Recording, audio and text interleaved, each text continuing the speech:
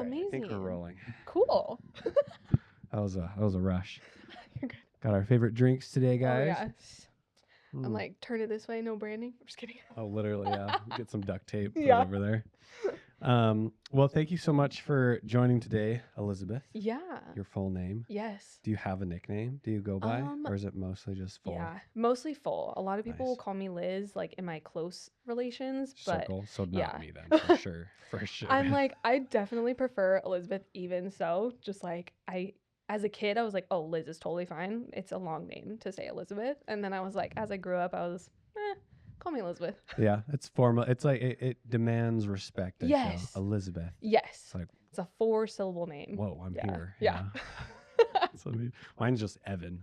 Evan. Evan. Evan. Is that 2 or is it 1? I don't even know. No, I think Evan. it's 2. Evan. Evan. Okay, Yeah. I missed that class in elementary school. So How to learn your syllabi? Syllabus? Yeah. Yeah. Syllabus? Syllabi? Yeah, Syllabi? you're right. I have no idea. Geeses. Yeah, Goose. the gooses. But fun. So basically, it's a working title for this podcast. Love. I'll tell you what it is. Okay. It's so every time I mention this, people are like, huh? At first, it's called Notes from Nobodies. Oh, nice. But basically, the idea behind it is like talking to people that aren't always on podcasts, right? Oh, Just love. that are interesting to me. Yeah. And that we can, learn about and kind of get their background and everything, and their Yeah. story. It's not always specifically weddings. Sometimes it's other things. Nice. We've talked about dog training, obviously, Wow. here. We've talked about just business in general. I have a couple people coming on that's like, like the people who make signs for weddings, like a Oh. person like that's coming on, just like random things that I'm interested in. Nice. So I'm really happy to have you today Thank you. and talk about your photography. First off, I would love to hear your normal, like, how did you start type of story. Yeah. And be as detailed as you'd like. Yeah. As I silence my phone here. I just clicked that on it. Nice. Yeah. So my little spiel that I feel like I always give is that photography runs in my family to a level. So my grandpa on my dad's side was a film photographer. He has an old, which now I inherited. He has a 620. It is a metal clanker. Like, it is heavy. Like one that you look down at it? No. Yes and no. Okay. Like, it sort of is and sort of isn't, but it's literally all metal and glass. Yeah. That's Heavy. nice. Yeah. And so I always say that it's always kind of run in my DNA. My dad did it. He photographed portraits. He grew up in Michigan and he moved here for school. So he's been here now longer than he ever lived in Michigan, but he worked for low income, or he worked in low income Hispanic neighborhoods. So he took portraits of just daily life there. And then he transitioned into, his background is psychology. So he just kind of married the two and would take portraits and show them and then, did his thing. And then my sister did photography in high school, film as well, developed it, did the darkroom, did all of that. And I sort of always stumbled into video. So as a kid, I was like always with a VHS. Yeah, exactly. I was like, there's got to be one in every family. It has to be. So. It has to be. And I took that role upon myself. So I actually started in video, and then I wanted to pursue that in college. My grand idea was to work for National Geographic as a documentarian. That's pretty cool. Yeah. Is that still the goal? No. What changed? How did you end up here? I got out of school and realized how difficult it actually is to become in with Nat Geo. There's a lot of, obviously people do it, they're very successful and they have a wonderful time and create wonderful work, but it actually, as I went through the trying to get grants and trying to do things that would prompt me into that direction, it was no, and of course the walls, yes, exactly, and you're like 20 years old, and I'm just like, wow, well, I'm done with life. Yeah, I guess I'm kind of done with Tried this it path. For a Yeah, few exactly. Months and, does it work? Be like, all right.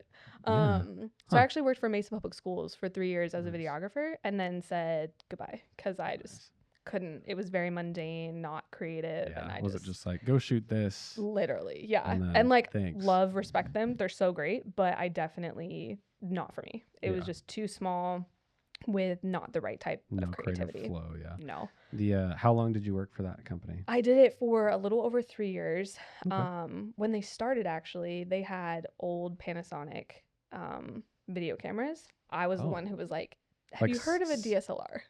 oh, okay, I got you. Yeah, Like old ones. I old, gotcha. old. Yeah, like the massive tripods, the Yeah, big. And I was the just on the like, shoulder. Yeah. exactly. I was like, this is Dang. archaic. The like newscast type of like lenses that are like. Yes. Yeah. So they got onto DSLR, I think a little bit after I joined because I was just like, hey, the young kid here doesn't want to use the Mandatory. old. Yeah. Yeah. That makes sense. That's cool. Were you able to Yeah. take the gear when you left? No, Damn. unfortunately. I I heard this other guy that like he started video in like a church, know. Oh, okay. but his stipulation. Yeah. So words. Yes. I speak good. Yeah. Yes. I read sometimes. His stipulation, his only one was that he needs to he would take the gear that he acquired Okay. with him when he left. Oh wow. And so he was like, I'll work with you guys for a year. I'll do the best work you've ever seen. And when I leave, It's if I mine. decide to leave within a year or after that year, then I'm taking. And he did. And he got all the new stuff, the Dang. multiple angles. And then he went right into weddings because he was like, now I got all the gear I need. Literally. So, but Dang. I gotta have him on the podcast actually. Yeah. This is a good reminder. There you go. I think he's back into church stuff, which is Okay. wild. He's had a weird journey. Anyways, And yeah. back to you. Yes. Okay, so then you did the school stuff for Yeah. 3-ish years. Yep. And then what was that jump like? Like, first of all, what was the thought process Yeah. that you were like, okay, I want to do this Mhm. instead? And then, yeah. So at the time, the person I was with was more entrepreneurial focused. Words. Yeah, big word. That Big one word. never comes out straight. He was a entrepreneur and didn't want to do 9 to 5s, and so he was starting his own creative company where it was like we can offer writing, we can offer web design, not interior design, graphic design, Perfect. and photo video. And so it was like, hey, why don't you let's talk about what the idea would be if you leave Mesa and you come work as an entrepreneur for the company I'm starting. And it was sort of this like pipe dream at the time because I was like, I don't know, like I don't love what I'm doing, but I don't know if I have the security within myself to be my own boss. That's a massive. That is a massive jump. You have to be on all the time. You have to be very like determined and just kind of hard on yourself, and I just didn't really want to do that yet. So I was like, we'll give it a shot. And I ended up kind of liking it. And I had a friend who was in the wedding industry, and she asked me sort of just like randomly. I was told by a friend of their friend that was like, we're looking for a photographer. She was like, can you come second shoot? I was recommended by your friend that you know basically how to hold a camera and you can take portraits. So can you come help me? Yeah. I was like, sure, why not? Just kind of thinking in the back of my head that I was like, just going to Expand help. your Yeah, exactly. portfolio. Yeah, And I'm like, oh, go. cool. This can be like my little like $200 in my pocket, you know, like nothing crazy.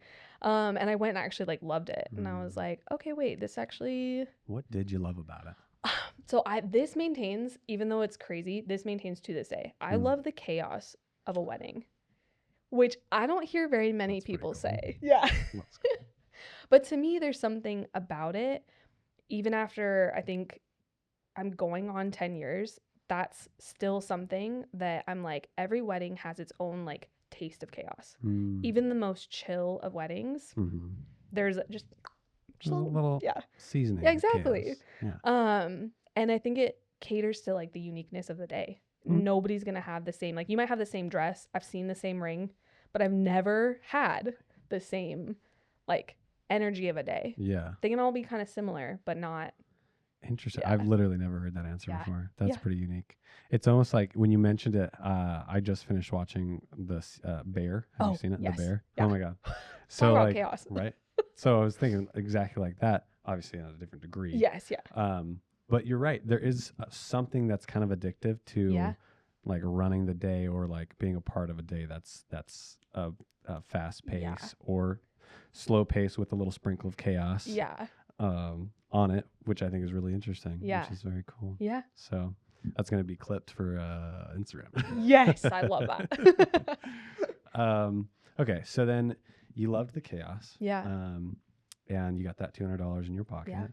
what was the next step? So you worked for that media company for a Yep. while, and then did you like shoot with her a bunch more? What was it Yeah. like? I kind of shadowed a few more times, and then Same person or yeah, different same people? person Okay. with her. And then it was sort of like, okay, I'm kind of getting an idea of what it means to be a second photographer, which is Mm. sort of, I feel like that's always kind of the stepping stone. Yeah, pay your dues. Yeah, exactly. It's like, I'm going to run around and make your day a little easier so Mm. that in the future, somebody else can do that for me. Exactly.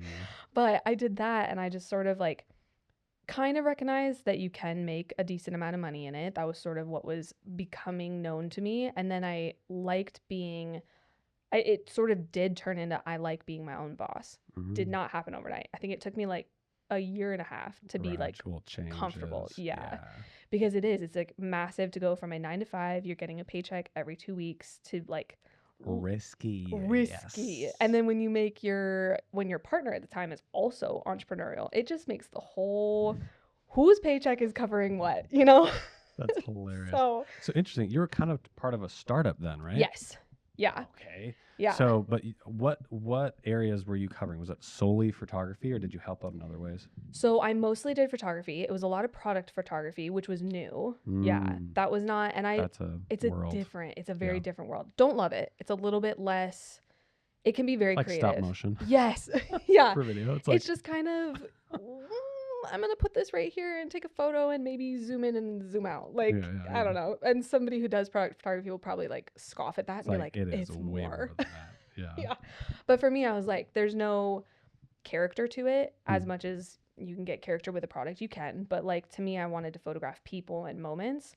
Emotion. Emotion, exactly. And when you're literally just doing something like a camera on the table, it's Right. like, Cool shot. yeah, cool But shot. it's not like Move on. wow. Yeah. Something that really evokes. Like, okay, I will take it back. There are some products Oh yes. that will evoke emotion. Yeah. Very rare. Yeah. It's like extremely difficult to Yeah. achieve too. It's Yeah. only the top people that are like Massively. Like top of their I want to buy craft. that. Yes, exactly. Because that's what they're supposed to do. They're supposed to Yeah. make it so enticing in a photo that you're like, oh, that's mine. Exactly. But couldn't be me. Yeah. Don't have the passion for that. Okay, so then Yeah. you did that for a while. Did it for a while. And then I think that was in, 2016 is when I like officially started myself. And I just sort of Okay. like slowly stepped away from it. It was just sort of this mutual Website and then yes. okay. Yeah. Mutual agreement that it was like, okay, I've done enough weddings with somebody where I feel comfortable to start advertising for myself. Very low. Like very Just- low. yeah.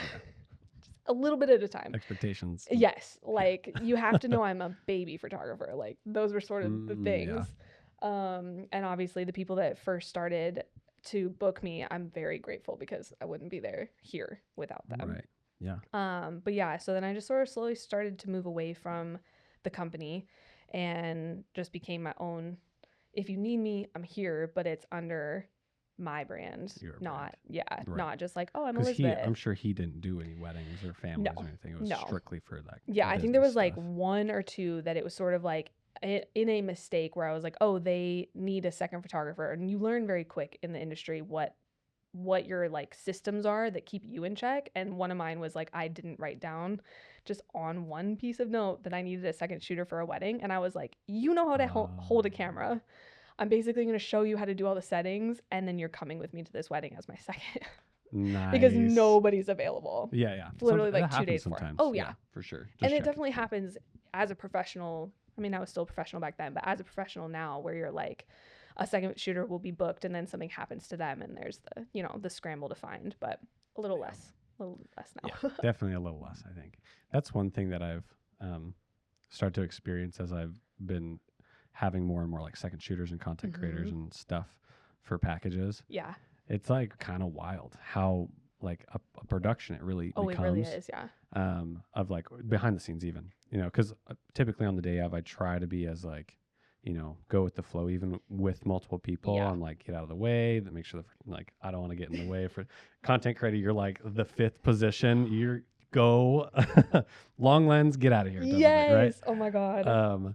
But yeah, the before is like researching, finding connections, and getting everybody together and contract signed. Yes. And it's really a little race to the finish line, which is honestly kind of fun though. I like it. Yeah. It's kind of that same vibe where it's like just super busy kitchen vibes, and then the day of you're like, yeah, Oh, Yeah, like all got organized it. as best you can, and then you just Yeah, execute. I love it. Do you typically always shoot with second shooters, or do you have single ones too? I usually like I'd say like 9 times out of 10, I'm Yeah, shooting with somebody else. love it, man. Which is nice because I feel like now it's just kind of like fun to have a buddy with you. True. Not even like, and I guarantee that you're gonna get more photos with a second shooter. You're always gonna get Yeah. more or whatever. But even just for me as the photographer, I'm like, I don't Support want to be system. alone. Yeah, exactly. Yeah, yeah.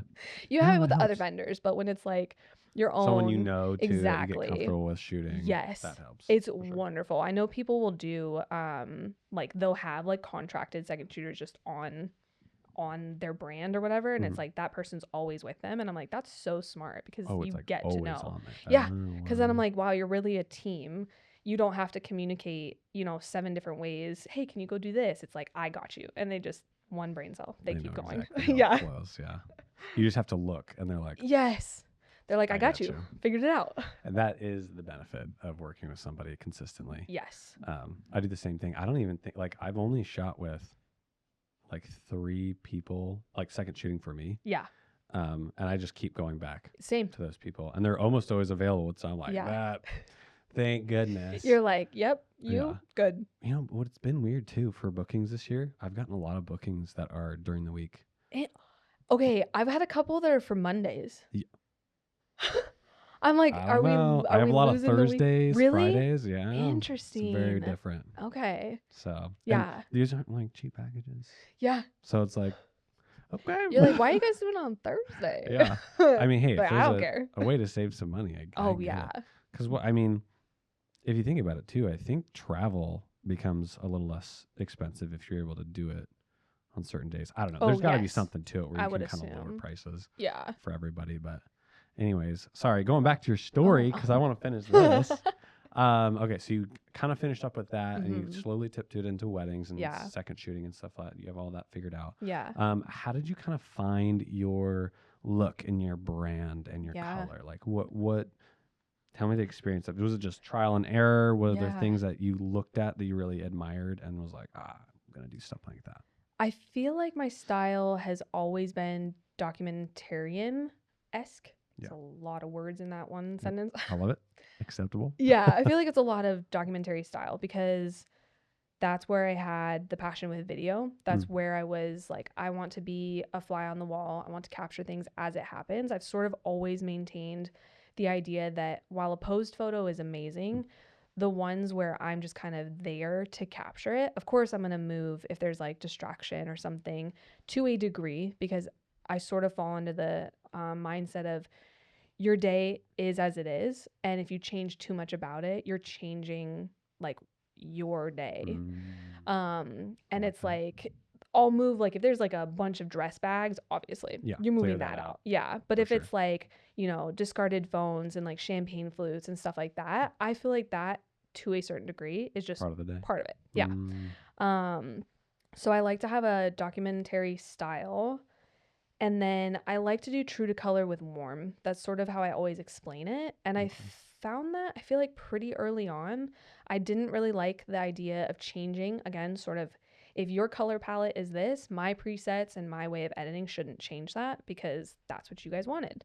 If you want the most teal of blue flowers, I'm going to do my best to keep that true to color on that. I've always also maintained that on a cloudy day, you're never going to get warmth without it looking like an old sepia photo. Yeah. Literally. Yeah, that's funny. So it's like you have to kind of go with the emotions, the and flow. Thankfully we live in a state that's sunny all the time. True. How do you discuss that with your clients on the call? Like, is it a question where you're like, hey, like, I'm sounding so dumb right now. Do you want true to color? Yeah. Like, how do you ask that so you know what they want? Or are they just coming to you knowing that that's what it's going to be? I think it's like a little bit of both. Okay. A lot of people will ask, they'll just be direct. They ask what my editing style is. And I usually just mimic that exact sentence. I'm true to color with warmth. And other people will ask, I think I've only had 2 people ever ask me to go back and change. Tweak some stuff. Yeah. Which I will do on occasion, but I also kind of feel that at the end of the day, if you look at the photos that I promote online and on my profile and stuff, you will see the way I edit. And if Yeah. that is not your vibe, please Don't don't book book me. me. Yeah. Yeah. It's like there's so many creatives out there. Have you ever gotten someone that wants light and airy from you? In the beginning, if I Yeah. scroll all the way back to like the beginning of my TikTok, my Instagram, that is bright and airy because I thought that's Oh, what is it? everybody wanted. Yeah. I was just like, everybody was coming to me with this like, Editorial, bright and yeah, airy. bright and airy, over exposed. Right. I look back on it and I'm just like, I, I'm like, I no, know the feeling. it's Same, terrible. I'm same. just like, okay, I hope you guys love it 10 years later. You know, it's funny too. Like, so I have that same cringe feeling when I look at my old films. Oh, yeah. And recently I had one of my couples reach out because I think they needed another copy, which thankfully I had a copy of their film, which I'm like, why Yes. didn't you download that? It's like one of my pet peeves. It's like, Yes. download it. I'll get people like 4 years later being like, I never downloaded my gallery. And I'm like, I'm sorry. It's like, I almost need to like post every like quarter on my Instagram story and be like, hey, everybody, Re-download. download everything you can because everything it's a cycle. I'm Yeah. not Google. I don't have drives the size of freaking, I don't don't, even my know. wallet can't afford that. Yeah. Oh my gosh. I have 32 terabytes, plus a little bit more. That's insane. And it still just isn't enough. Video takes up so much. So it's like, you literally can't. Every year it's more. Yeah. It's crazy. Yeah. I just wanted to look through your Instagram Oh, yeah. to get a couple more ideas because obviously I know your style shot with Oh, you yeah. before. But I'd like, so here's my question. Yes. This is what I was leading to because Okay. I wanted to look at it. There are posed things Yes. in here, Oh, yes. but a very good mixture of documentary yeah. style. How do you find the balance between some pose stuff and documentarian? I've like the word is losing its. It's getting worse every time I say it. It's like what is it? The Benedict Cumberbatch when he's trying to say penguin. Penguin. Yeah. Penguin. Yeah. And I'm like breaking up the word documentary. No, documentary. Documentary. There we go. Let's just do that.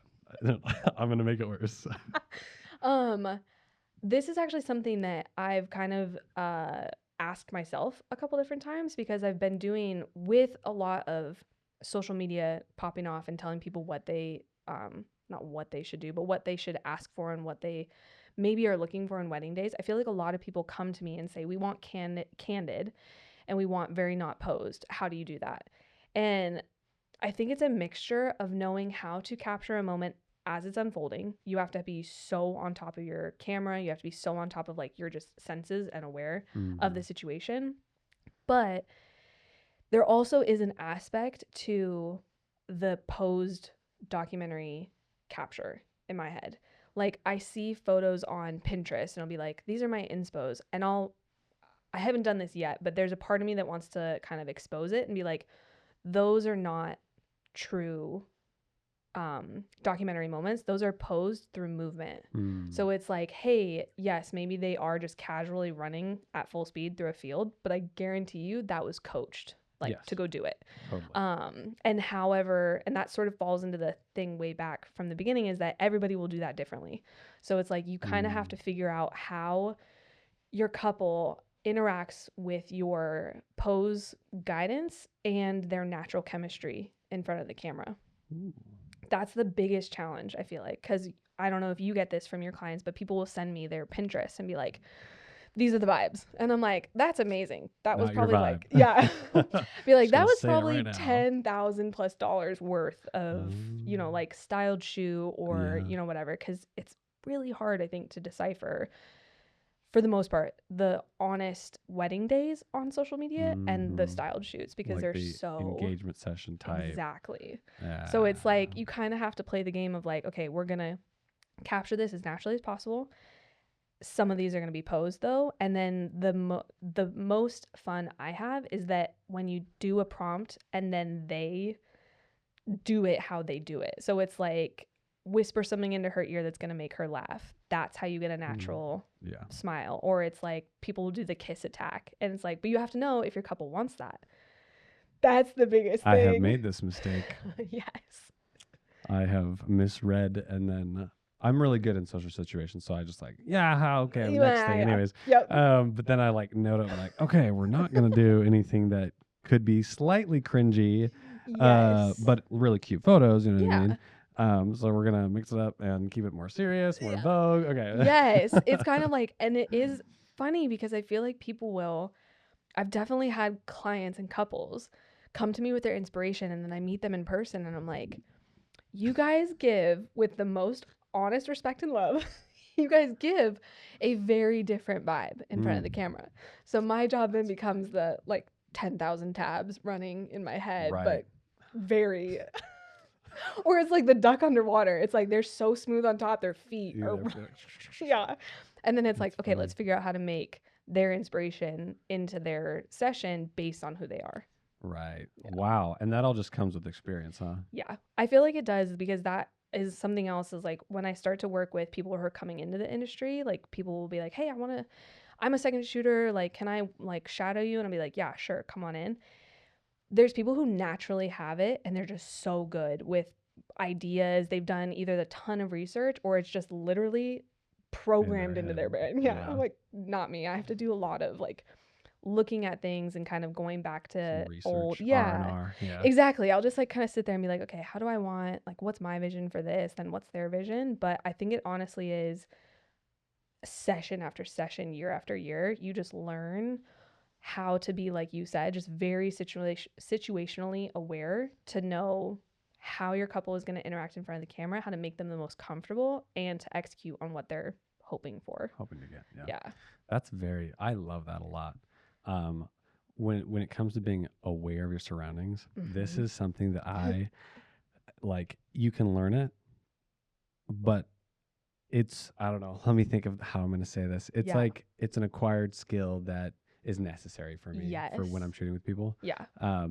Because like okay, example. Yes. Ready? This is what I'm trying to say. Is like you're doing the ceremony, right? And if you're doing solo or not, whatever, with your Mm-hmm. second, you want your second to be able to capture the emotions of other things that are happening, right? Yes. That requires a level of like intense detail awareness Mm-hmm. that you're able to just be like, right, sniper Yes. status. Yeah. Like you got to catch that tear with the like a hand wipe. Obviously, Oh, we have continuous, so it's slightly easier, but you still have to have your yes. settings and your everything correct Yeah. while maintaining like this like awareness and not falling Yeah. into a fountain, right? You know what I mean? Literally. Yeah. Literally. And I feel like a lot of clients don't even think about any of Absolutely that. They're not. just like you're just there clicking Yep. a button for the entire day. Yeah. Like why are you $4,700? And be like, you know what I mean? let me run like- through. But it's funny because it's not something you can really tell them No. in the call. It's No. not like this is why it's like really important to have people that you trust doing your Yes. wedding, because I can't even. There's been so many horror stories Oh yeah. when I shoot with people or like weddings that you've shot for like Capturely or stuff like that. Yeah, okay. Bad planning, stuff like that Yes. happens. Yes. That it's like this is totally avoidable, absolutely. but It you get what you pay for. You know what I mean? Yes.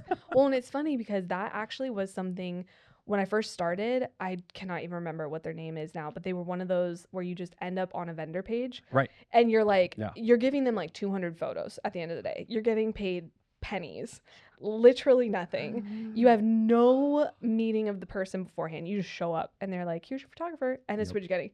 I did that for maybe like 6 months. I also did like the knot, similar, Totally. but Right. a little less.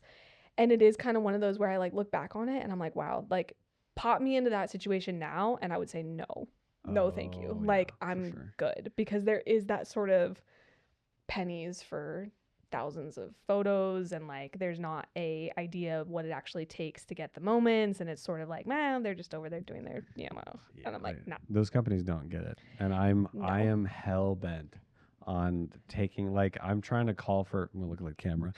All photographers and videographers in the wedding industry, please, for the love of God, stop. Yep. Stop going for those mass industry corporate people who are trying to capitalize on this clientele. Yep. There are tons of photographers that are willing to take weddings that have less experience with those types of those weddings, right? Yeah. Don't compromise. Believe in yourself. Know your value. Know your value, please. Literally though, I'm we've guilty all because like we've all done it because we're like, what's the easiest way to get Yeah. there? But the thing is, I've had so many stories from those types of companies that they don't get their photos back. They're lost forever. Yeah. I literally had 2 weeks ago, excuse me, that one of the clients from literally 2021, I was like, she's like, do you have anything, photo or video of, I only did video, but Yeah. of our day because we don't have any of our stuff. I'm like, A, bad on you, you didn't download anything. Well, yes. But B, it's like clear communication, the whole process, it needs to be streamlined. Yep. And I checked, and the only thing I have is one Instagram post that I gave her. And so I was like, that sucks. But again, That's it's sort terrible. of like you were under a third party, and it's like that you Not have responsibility. Yeah, anymore. exactly. It's literally the company is like, I hit my tilt even, I don't even know how I got, oh no, it's called Shoot My Travel or Angle. They're scams. They're not even that. They're not even there for the baby photographer, but they're still, I don't know what their cut is. I don't know what the company gets. It's never worth my time. I've done it and I'll be like, oh, okay, that's like on slow season. I'm like, okay, whatever. It's one corporate event. Right. Yep, exactly. It's one corporate event that'll just make a little bit of a month be easier because Arizona's slow, summer, it's terrible. Right. And I hit tilt this year with it because I did 2. They were like, here, can we just do it?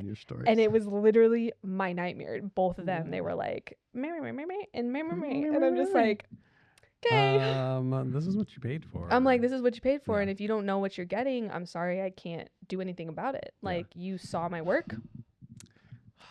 See, that's the thing, because it's like, if that was your client, the corporate people, not through the third party, totally different. You'd have a consultation call. You'd see what they're planning. See what you need to bring. You'd probably be able to charge a lot more because the scope is probably a lot more than what they're thinking. They probably want like a multi-flash system, maybe a photo booth, maybe a second shooter type of thing. Yeah, they want a whole production for one person. I'm like, that is not existing. So yeah, I'm a big advocate in like small entrepreneur photo video people, and I like supporting them. Do you know My Papaya? Yes. Yeah. I shoot for her. She's the best. Yeah. For just the videography side, because she does like, that type of dual package and just has associate and someone else edits it. But the only thing is, she is awesome. She's a small business person that actually cares about her clients and is very detail oriented and stuff. And that I'll support. I'll get behind that and shoot absolutely. for them. Yeah, she's kind of carved out her own little niche, and I love it. It's like, when her like photos pop up, who's done it. Oh yeah. And I love that. And it's just like, I think I met her once or twice in person, and she's bright. She's so her like passion for everything, literally. And I'm just like, you're amazing too. She doesn't. It's not her full-time thing. Is it not? No. She has a full-time corporate job. Oh snap! And she does this as a side hustle. It's a main hustle. I'm like, girlfriend, that's a main hustle. Fully booked every year. On top of her, she does like not humanitarian, but she does something that's like really noble. And I'm like, as a job, it's like, that's the I'm like, okay, you go, girl. Man, to do both though. Yeah. So she's, and again, I'm sure she has good systems in place. Oh yeah, she'd have to. But yeah, she's killing it in that niche. That domain. Yeah. But any of the other companies, I'm like, fuck you guys. Yeah, literally support local. Support. It's just like, support the people that you like, and there's so much to, especially in this industry. There are so many different little like alleyways that you can go down and find. Like, you can find a family photographer who's not your wedding photographer. You can find an engagement photographer who's not your wedding photographer. Like, you can find a portrait. You can find so many people, and it's like, why not do that? Put your sort of money and your trust in somebody that literally will do anything to make sure your memories are captured. Taken care of. Yeah. Exactly. Like, that's always mine. Yeah, I totally agree with you there. Speaking of small business, I'd love to hear, what are your goals for your business? I know that you just went to Greece, so we can talk about that in a little bit. But I really want to see what your like projection is for what you want to do. In the near future, like 1 to 5 years.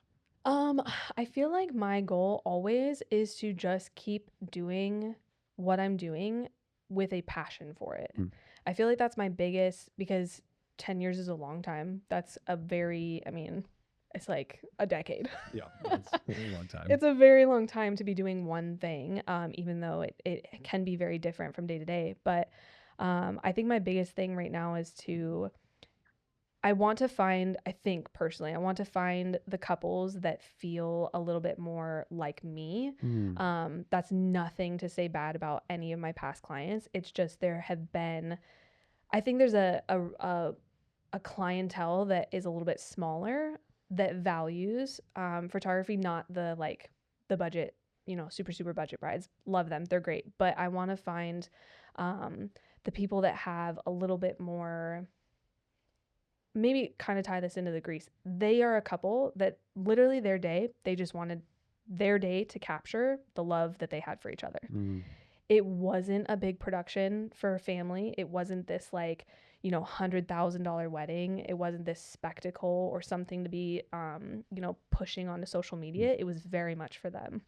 So I feel like I want to find more of those people, sort of the small, very much in love. We just want the most happiness captured in our day.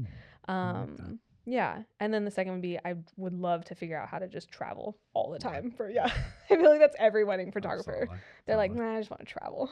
I love that. Well, that's interesting that you say that, because I feel like I'm really split nowadays. Yeah. On what I'm trying to go for, because like I've done a couple like higher end, nothing crazy luxury, but luxury. Yeah. But like I love the production of it.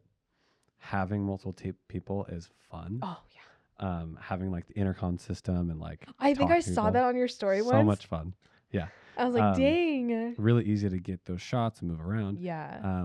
But I am still so in love with elopements. Yes. Like just them two, or like intimate elopement where it's like just the family and them. Yeah. Oh, I think that's such a vibe. The elopement micro wedding. That's sort of the kind of, that's what I'm looking for. Yeah. Love a big venue wedding, but there's just something different about it. It's so much more, for me, it's laid back. Yeah. Like the kind of funny thing is like everybody is looking at you for direction for like micro weddings. It's like, what do we do now? Be like, let me look at my notes. Yeah, so you can kind of sculpt the day, obviously leaving it as untouched as you can. Yes. But then if you have a creative idea of like, oh yeah, let's just go to this wall because it's gonna be really cool for family photos or whatever. Yeah. Like everybody's just gonna be like, sure. Yes. Everyone's on board. You got an ample amount of time to get everything. Time. Like my Flagstaff wedding that I just photo, me solo. Never done that before. Wait, just photo? Just photo. So wow. I went up there, it was a little snowy, and just so fun. Like just shoot the things, and then like the poses and stuff. Was able to get super creative. The couple wasn't like super into like some, a lot of movement and stuff, so we just kind of did standard shots. And then they had like a little pizza dinner down in a little Flagstaff restaurant. And it was just such a vibe. Yeah. They had like a little cake and stuff in like this dingy little room. And I was like, this is so cool. Yes. I feel like that's the production element of a wedding. Wonderful. It's so great. But those little moments that I feel like I almost want them to like shine a little bit more than the big weddings, because I feel like they kind of get a little forgotten. Like, you can do this in a small way. You can get married without, a massive production element. There's nothing wrong with it. It's just find the people who you want that. Yeah. See, and that's where like me and Allie talked about this a while ago, making sure this is recording. Okay, we're good. I'm such a freaking nut about that. That is why audio and video. Like check. Okay. Another reason why I don't do it anymore. I know. I can't. Anyway, so me and Allie talked about this the other day too, and we're like, I don't want a big production day. Like, A, I don't think we'd have enough people to even invite, but B, the budget crazy. Oh, and then C, we want to just go someplace that we're gonna have as our like honeymoon. Yes. Just get married there. Yeah. And then you're already there for your honeymoon. Yep. It's way better. So great. And you save all that money. You can invite your family and friends if they have the budget for it. Yeah. And if not, you can just be courteous and invest more into photo video. Yeah, and then say, look us out. At my day. And then you can show your day. and show your love to all your family and friends. Yeah. And then I think like if we do something, we haven't decided on a place or anything yet. Yeah. I haven't proposed yet either. It's in the works. But then going in the backyard, since we have a nice little grass plot back there, and setting up like a little just dinner. That's it. Just a little In-N-Out catered dinner. You know what I mean? Love an In-N-Out catering. For family and friends that weren't able to actually come. Yeah. So, but that's kind of the vibe that if I'm searching for that vibe, I want to shoot that vibe too. Yes. Not to say like my net is big Yeah. so that I can capture whatever their plans are. Yeah. Right? I have the small end that's just like they just want to dock edit. Yeah. And they want 4 hours of coverage. You know what I mean? Yeah.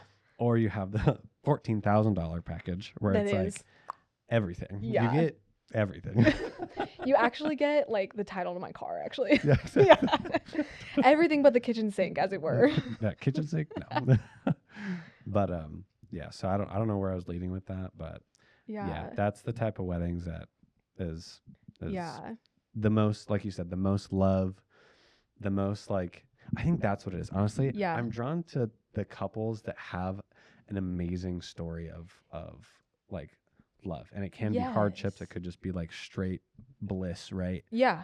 But it's like the uniqueness is what draws me. Mm-hmm. What are your thoughts? I think it's the same for me because there's a certain element that falls into that storytelling documentary style with smaller weddings. Mm-hmm. Because you do have, even if it's like, I mean, I'll use the couple again from the Greece wedding. They've known each other since they were teens, and they just have like family friends. I didn't even know this until they filled out the form. It was just sort of like, oh my gosh, your last name's going to be Nelson. That's my name. Haha, this is so cute. Like, that's the most amount of like connection I had before we met. And then she filled out the form, and it was like, told this whole story about how they were like as growing up together and all this stuff. And then it just sort of happened to fall into place that they fell in love and they're getting married, you know, nearly, I think theirs was maybe like 15 years later. Like, whoa. Yeah. Like they've known each other for so long. They've only been together for, I think they've been, I'm like going to correct myself, but I think they've been together for like several years. Yeah. But they've known each other for so long. And then all they wanted was their story to be told in the way that it was. That's so and cool. That to me, goosebumps, tears, like it just gives me such a passion for it. And it makes me want to do my job to the highest caliber, even if it's only, you know, an elopement type 4 hours, nothing crazy. But I think that's something that those are the stories that really draw me. And if it comes with like a big wedding, I'm not opposed to it. Right. I love that as well. But yeah, those smaller, I think maybe like, as you were telling your story of it, I think I want clients who prioritize time in their day, because there is such a stigma in the wedding industry of this, then that, then this, then that. Yeah. The chaos, which I love, but Right. there is a part of me that's like, can we slow down a wedding day a little bit? Be more intentional. Yes, more intentional. Present. Yeah, because there is sort of kind of going back to when I get inspiration, people will send like getting ready ideas, and I look at the photos and I say, those were not taken on a wedding day. Or they were and they had time to do it. It was prioritized. That's a big priority. So this is kind of what I've been not pushing, but like suggesting to my clients is getting them away from trying to do everything on their wedding day. Yes. And doing an adventure session. It's not that much. Yeah. But I'm like, we can do audio that day. Yes. We can tell your you can breathe. You can take your time, like, and get those pretty shots you want to get.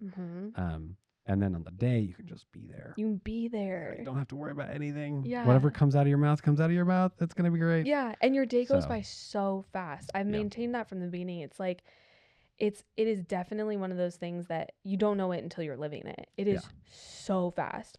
Blink of an eye, you're at your reception. Yep. Like, and then it's like, wait, I got. Then you're in the car driving home. Literally, and then it's like, oh, now I only have the photos and the video to look back on to relive it. The amount of times I've gotten client feedback back where they're like, I didn't even know you took that photo because I wasn't even there to see it. I'm like, you were busy doing, you know, X, Y, and Z on your wedding day, and I'm glad you're busy being with your people. That's perfect. Yeah, and it's like, and the fact that you get video and photo to capture the things that you don't see is wonderful. But I think my big thing is like, just put a little more time into your day. I agree. Having it so slammed is hard.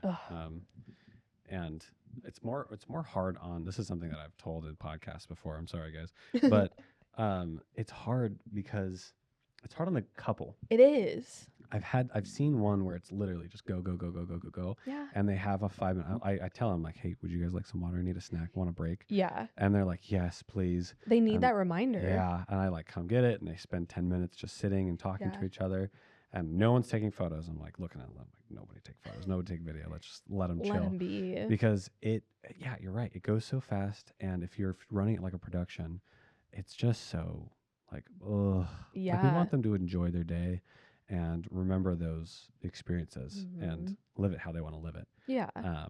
And so that's one thing that I always say to planners, because I love planners and coordinators. Oh, they're the best. They're the best. Please get one. Yes, please get one. But it's also like planners, and good planners do this. Yeah. They will plan for that cushion time, because Yes. it always runs late. It always goes over.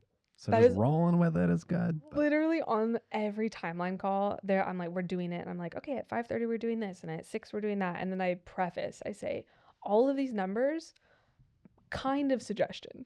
Yeah. They're there. Loose. They're loose. They're there to remind you that you do have to follow a level of timeline. But weddings, I don't think will ever start on time, and they rarely ever end on time.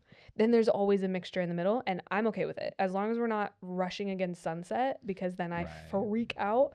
That's internally. Never shows out here. Never shows. It never shows. Except to other vendors when I'm freaking out. I know the vendors will see inside. The vendors. Oh my gosh, I had one at the Manor, Superstition Manor. Oh yes. Yeah. And friggin' poor photographer. I love photographers, and when they do a good job, and they're amazing. Yeah. You're amazing. Oh, you're amazing to work with. But the communication to me is super key. Yes. To the planner and the photographer. Yeah. We're buddies. Yeah. That day we're a friggin' team. Yes. Set aside how you feel about me. We're a team. Oh, I know. And no one let me know that they were taking the couple to do sunset. And I was like, well, fuck. Which is so funny, because the moment was hilarious, because I was like, hey, because I was helping the guys do lights. Yeah. There's a big lighting setup we were doing. Okay. And so I came out, I was like, hey, how's it going with families? Family photos was running over. Right. Asked the coordinator, I was like, where's the couple now? And they're over there. She's like, oh yeah, the photographer went and took them to sunset. And I was like, and you're looking at me right now. The videographer. I'm like, they didn't take the video. And she's like, oh, it like cued in her mind. She's like, oh. And she's like, if you run, you could probably catch the last couple minutes. And she's like, we're already behind by like 20. And I'm like, oh, okay, thanks. I'll so run. I drove over, because it's not walking distance. Oh, drove over, got out of the car, hopped the barbed wire fence, and then literally got them walking back, and that was it. Huh. Got them walking, had one kiss, and got like a shot of them like going underneath the barbed wire. And I was like, I guess that's it. That's it. Okay. And we're so done. I was like, I'm like offering them to like go on an adventure session and stuff, because I'm like, yeah, if you want, but they're not really interested in that, because they don't want to get the dress dirty. So I'm like, oh, sad. You're like, photographer. Well, then at the earlier in the day too, it they didn't get me in for the getting ready. I even told the mom.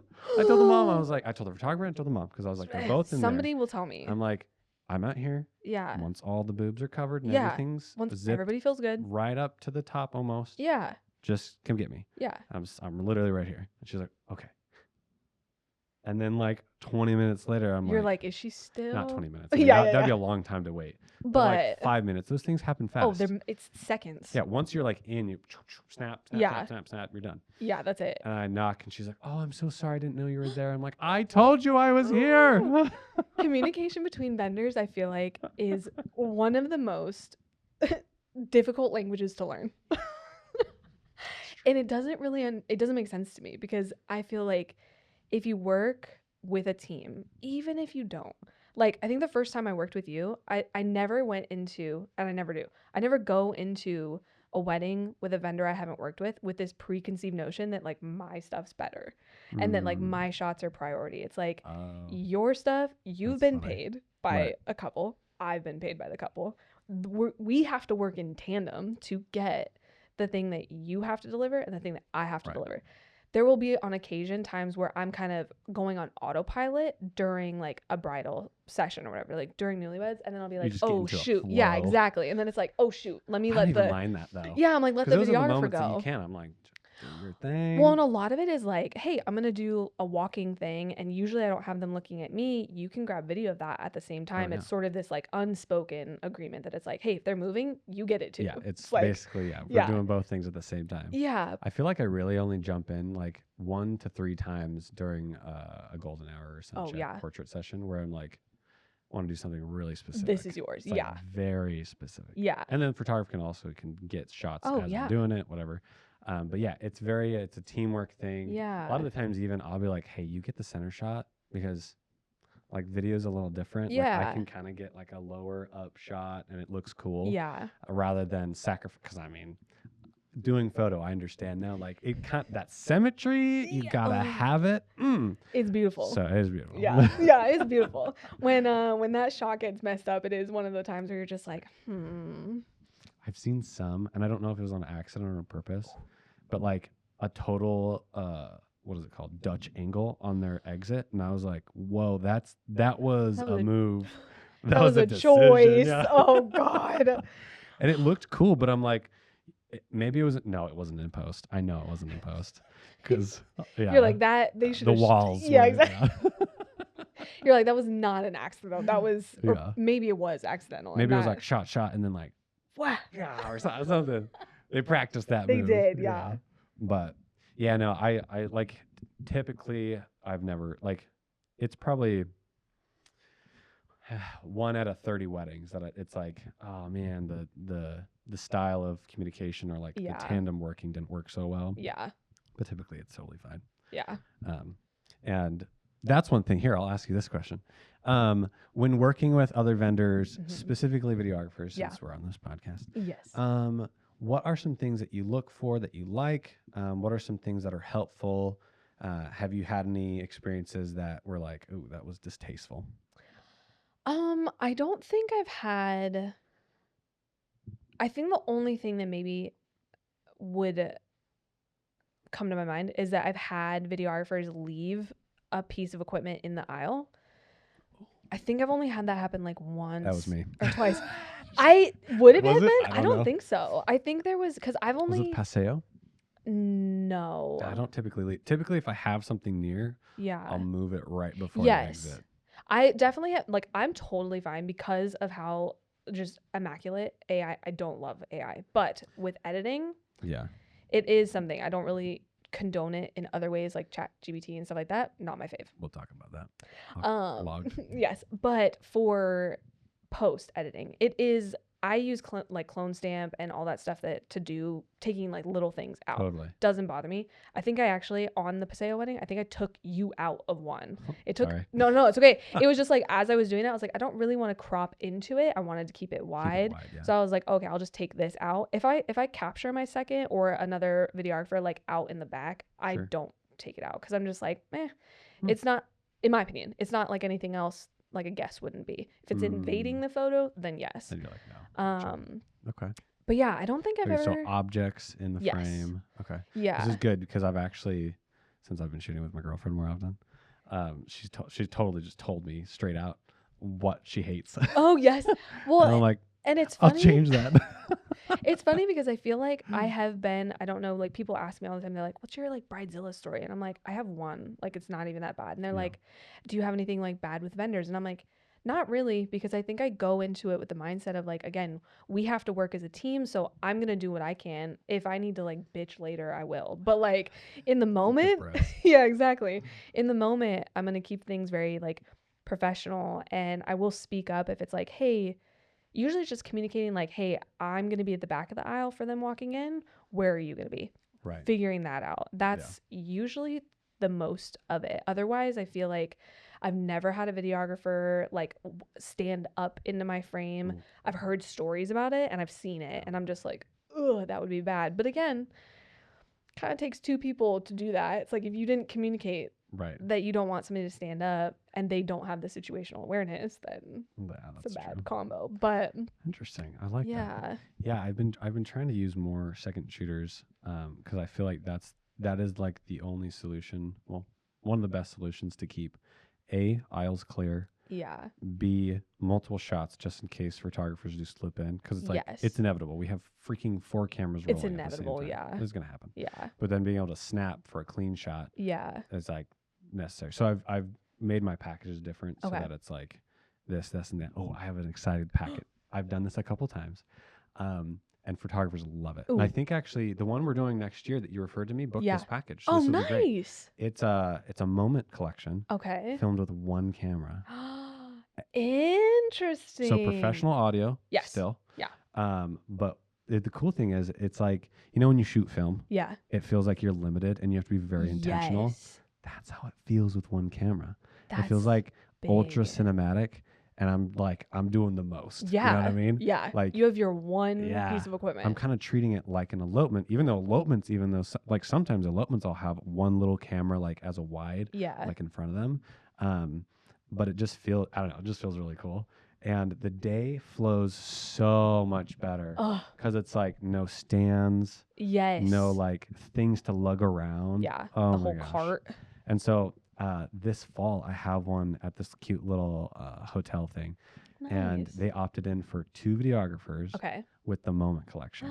And so there's no tripods, but there's 2 cameras. And I'm so excited because we're going to get everything, but the day's going to be just Yeah. laid back, simple, professional, clean. Ugh. Yes. I don't know. Like, okay, tripods, obviously we need to use them sometimes, but like Yes, when yeah. you cannot, like, that's a huge thing. That's for me. well, and it's such like it is such a big piece of equipment. It like is. It's my ugly. It is. Ugh. I used to have one of the big like the fat legs like sit Yeah, for I've the had old that job, fat and one they're too, just yeah. like you clunk them around, and I'm like those are frustrating. When I like get a photo, I'm like I gotta take the legs out That's the worst. because it's just like it's random in the frame, and then again it Yeah. kind of falls into like, do I want to crop it out or do I want to take it out? Exactly. Like I think Ali was telling you before we hopped on the podcast.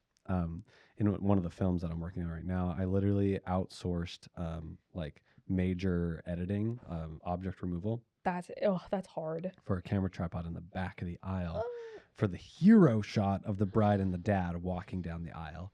And I'll show you after the podcast. Yes. It is, unless you might have saw it on the story actually. I did When like did a you before post and it? after. Oh, it was a while ago. Oh, okay. Like 3 or 4 days ago. Oh, I but- might have. I don't know. I'm like, Anyway, what day is it? I I'm know, so still I'm messed there. up. I'm there. Greece though. Oh, yeah, for sure. It's been holding on that jet lag. Yeah. So speaking of, did we talk enough about Greece? Did you want to talk more about? Because I want to hear more about Oh, your yeah. experience and like the flight, the getting the passport. Oh like, yeah. tell me Oh the whole yes. story. Actually, that's massive. Yeah, yeah. Not the passport, but like the 4 videographers and photographers. Because when I tell you, as soon as I booked this, I went to as many international photographers that I know to ask, how do you do it? Because I've only been out of the country once for a wedding, for an elopement in Mexico. That's the only international one I've done. Okay. And Mexico's Mexico. It's like right next to us. So it kind of feels a little less. Yeah, I understand. They though actually have, under all this research that I've done, my understanding is they have more restrictions. So I was posed with the question of, what do you bring to an elopement in a country that's 8,000 miles away? Right. You can't just like go get. You can't just ditch your gear. And be Exactly. like, well, I guess I don't need these 2 cameras. Yeah, and it's like, then what happens in my case if you break something or if you drop something or like if it stops working? Like, backups. do you have a backup? Yeah. And everybody was telling me the news that I got from the photographers was you can only bring 2 cameras and 2 lenses. That's it. That's what I was told. That's not a lot. It's not a lot. Interesting. And for me, so I went into this with like, okay, I have to have my 2 best cameras. So I have my 2 R6s, and then I was like, technically it's a small wedding. I could do it on just my 24-70 and prime lens, like a 35 or a 50. And then I was like, but those dreamy 70 to 200, you want to bring that, but it's a really big lens. There's no way if somebody opened up my bag, which again, a fear of mine, I was like, somebody at TSA in Greece is going to be like, you're a professional photographer. Nope. Yep. Hobbyist. It's too obvious. And there was kind of this thrown back and forth. Do I need a work visa? Do I need a certificate? Do I need some, like, all this data that people kept saying? The amount of times I was told, we just wing it. And I was like, I'm not really comfortable winging it when fines and, like, taking equipment is thrown into the mix. I don't know if this is just the case of mine. Nobody cared. Nobody cared. The film photographer that came with me was also a concern, because it's like she had to have so much film, like just ample amounts of film. Super 8? Super 8 Wow. and 35. So it was like, interesting. Yeah. So she was doing Super 8 and doing 35. And she was like, depending on the scenario, she was like, I need to have, again, my backup, my Super 8, and probably another film. That's already more than the 2 bodies, 2 lenses debacle. And then there's like 25 rolls of film. And it's like, somebody's going to open your bag again and be like, you're not really just a tourist. Like, what are you doing? Right. Like, are you here professionally working? And that just kept coming back into the back of our head. But she hand checked it. Nobody asked. Nobody, like, did the thing. So at the end of the day, you didn't do any certificates. You didn't do work visas. You just had a passport. Yeah, passport and a will to do it. Wow. Yeah. And I don't know. My biggest thing still is, like, I don't know. Because technically you're doing the research that I did was like, all the money is American. All of it is happening in America. I didn't get paid in European dollars. Right. All I did was work 4 hours there. Then do you need a work visa? So it's like that I'm still totally unsure of.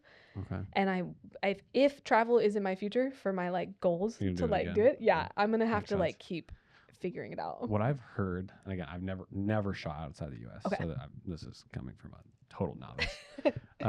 But what I've heard is, if they stop and ask you, you have to say, I am a wedding performer. You're performing a service. Yeah. It's kind of a little gray. It's a little gray area. Yeah. And then they're like, all right.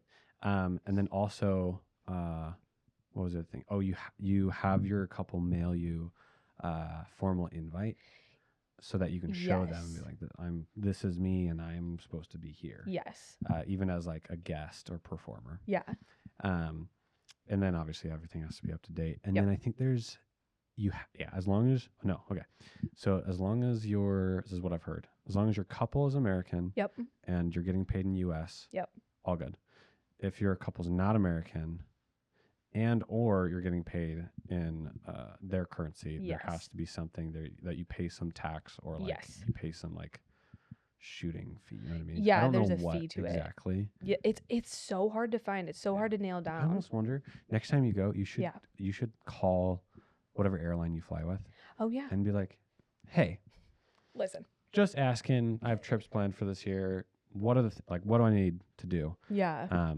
And see if there's any type of documents or, like, I don't even know. Yeah. There might be, like, backup things you could bring just in case. Yeah. Because that's a fear of mine too. Because ultimately, I do want to start shooting outside the U.S. as well. Yeah. In different locations, and I have so much gear. Like, I can get away with 2. Yes. I can, because one goes out, at least I have one. Exactly.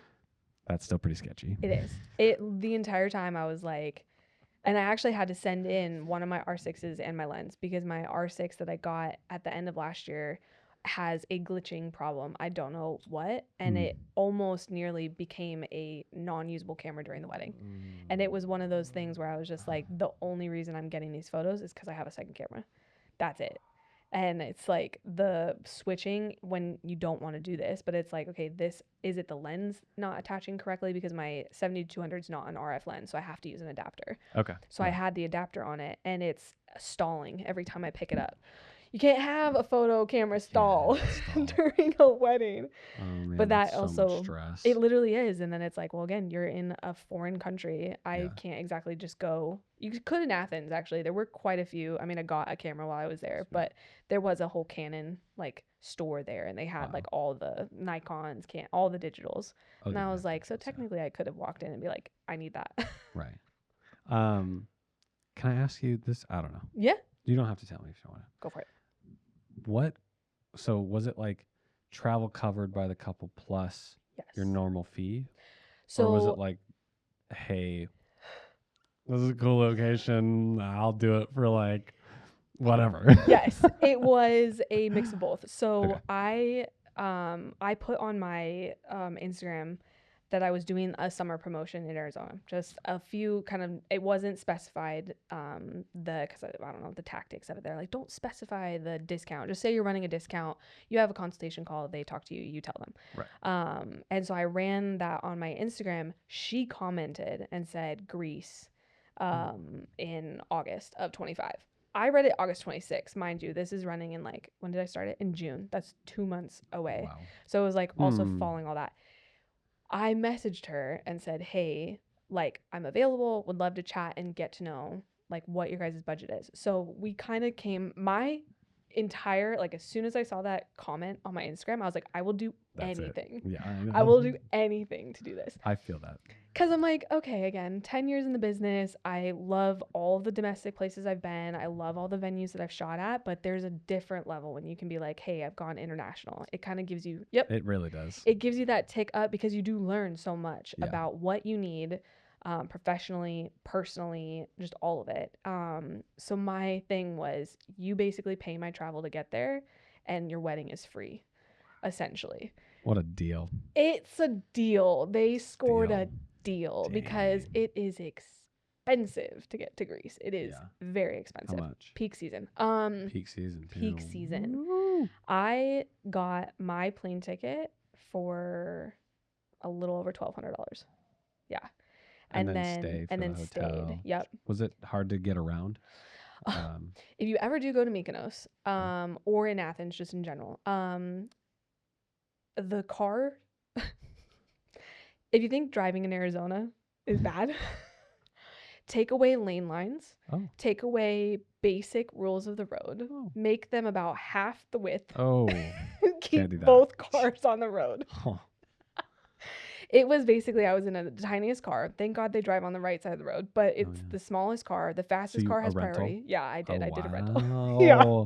Brave. Yeah. Interesting. Okay. Yeah. So small car. Yeah. Stop signs are a suggestion. Yield signs don't exist. Stoplights don't exist. Oh, wow. None. Not on Mykonos. Interesting.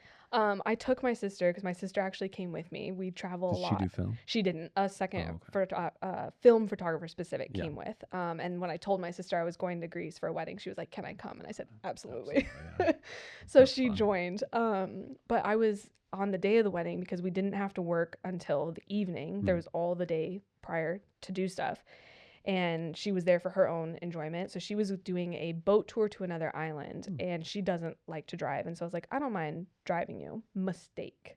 Because it was like, we had to be at the wedding at 5:30 and I was like, as long as we leave by 4 and we get back at 4:30 and then we walk the 10 minutes to the venue because that originally was originally booked it without renting a car because it was like, let's just rely on the bus system. They do Ubers, they're like taxis. Right. But then as it got more into the planning, I was like, actually having a car prior to me knowing the driving situation, I was like, I rent a car anytime I travel. Yeah. So might as well. I drove her out to the port, pulled a complete illegal UE just between like 3 stops. Nobody gave 2 shits. They're just like, hilarious. Let's go. Right. You're bugging up traffic. And I'm like, so is everybody else. And Mykonos is a party island. And so people have their sunroofs open. They're sitting on the top. Whoa. The level of care and driving, there were many curse words and many like almost into walls. Like it's terrifying, but it gets you places on the island. It's small enough that it's like, it's only 25 minutes of terror to go that way. That's hilarious. I've heard that on some places it's better to rent a moped. Yes, that would have been. Except it's kind of sketchy because you're completely exposed. Yeah. And it literally is like people. I had we rented like not domestically, but we didn't rent through like a Hertz or something like that. We rented through the hotel. They had like a partnership. It was like the owners of that knew a guy that rents cars. So it was like, we'll give you this for literally like half the amount you would have paid at the airport. Nice. But it said NASCAR rental on the side. So everybody knows you're not not local. So mopeds, I hate when they do that. 4x4s or whatever, they're just, I mean, it's insanity. Yeah. It's absolute insanity. How many days were you out there? So we were out there total 5 days without travel. So it was like Sunday to Sunday. Oh, okay. was the time. So we were in Athens for like Oh, I don't think I put the trash out. I just heard the dang it. Sorry, Allie. oh, domestic life. Uh, Yeah, we were there for a week. We flew into Athens and got there in like the middle of the morning and then went, to survive jet lag for the rest of the day oh yeah. to get to the evening. 'Cause that's like a total flip, right? It's basically 10, in the summer it's 10 hours. So it's like morning here, evening there. So bad. And they're always like, it takes you Couple 13 days. hours, Yeah. it's Okay. like, well, to get there, it's like we flew from here to Atlanta, had like a little bit of a layover, Atlanta to Athens. You're Yeah. traveling for like 17, 18 That's hours crazy. at that point. How long did it take you to adjust to the time? There, only a day. It was very quick. It was like, went to bed, accidentally took a nap, didn't mess me up as much as I thought it was, thank goodness. Thank But goodness. then we went to bed probably around like 7. I think I woke up at like 4:45, just, Yeah, 'cause, you're yeah, just so didn't need it. exhausted. Yeah. But then from then on, it was like, okay, you wake up sort of normal time, you go do your stuff, whatever. I have not adjusted coming back. Still, Yeah. yeah. Is it so? It's worse coming back. It's then? worse coming back because you lose on the way out. You lose a day technically because you're leaving Right. on whatever, and then you go into the future. Well, When yeah, you you go come into the back, you future. technically gain a day, but you're catching up on that day. exactly. I got That's picked up, and I hilarious. was just like, at the airport, I literally uttered these words. I was like, "Oh, it's actually not that bad." Did not sleep at all on either flight. Woke up at 3 Yeah. in Athens, so that's 3. That's 5 p.m. Arizona time on Saturday, and I got home at 2 p.m. Sunday. And I sat in the airport, and I was like, it's actually not that bad. About 2 hours later, I'm sitting in my house, and I was like, somebody taped my eyes open. No caffeine was helping. Nothing. I think I fell asleep at like literally, and you can just like feel it. You're trying so hard, and I was just like, that's the you're worst. slap happy. It's ridiculous. Yeah, that's fun though. It's worth it. I'm like, got to go do an adventure, came back. Now I just need everything to adjust. For sure. For your goals of like your business, how like. Because I haven't gone out of country. Yeah. But I've done quite a few traveling ones this year. Yeah. And I feel like I'm already like, I feel like I can't book more than like 10 a year maximum. Yeah. Else I'm gonna just be burnt. With travel, you mean? Out. Yeah. Yes. What is your number that you would like to reach for per year for like a travel wedding? Domestic or national? Yeah. I feel like with knowing this experience, I could probably swing 2 or 3 international a year, as long as they maybe fell on like the quarters of the year, because like that way it's like you have a ton of time. You kind of have time to prep it, and you also have time to adjust without then like turning around and going on it. What are we at, 25? 3 years ago, in 2022, I traveled out of Arizona for 5 weekends in a row. That was wow. By the time I got, do you remember where you went? So it was what and then? So I went to California twice, but I went to Pennsylvania, Chicago, California, and why am I spacing? The last one was not your favorite, obviously. No. Okay, well, I drove out. I drove out to California for one of them. So 4 were flights. One was literally out and back in one day for a 4-hour wedding. It's the only wedding. Yes. There were circumstances personally behind it. So I was like, no, that was a wedding that wild story. The original bride booked me for her wedding. Her wedding fell through. Yeah, they did not stay together. Oh my God. But they had already paid a certain amount for the deposit. Yeah. So she wanted to gift her wedding to her friend who was getting married. Whoa. So I said, sure. And then that's kind of cool. It's kind of cool. I was like, bad situation, turned good for your friend. That's great. Never met in person. Not even on call or anything? Not even on call. Like it was all email. Nothing. In Southern California.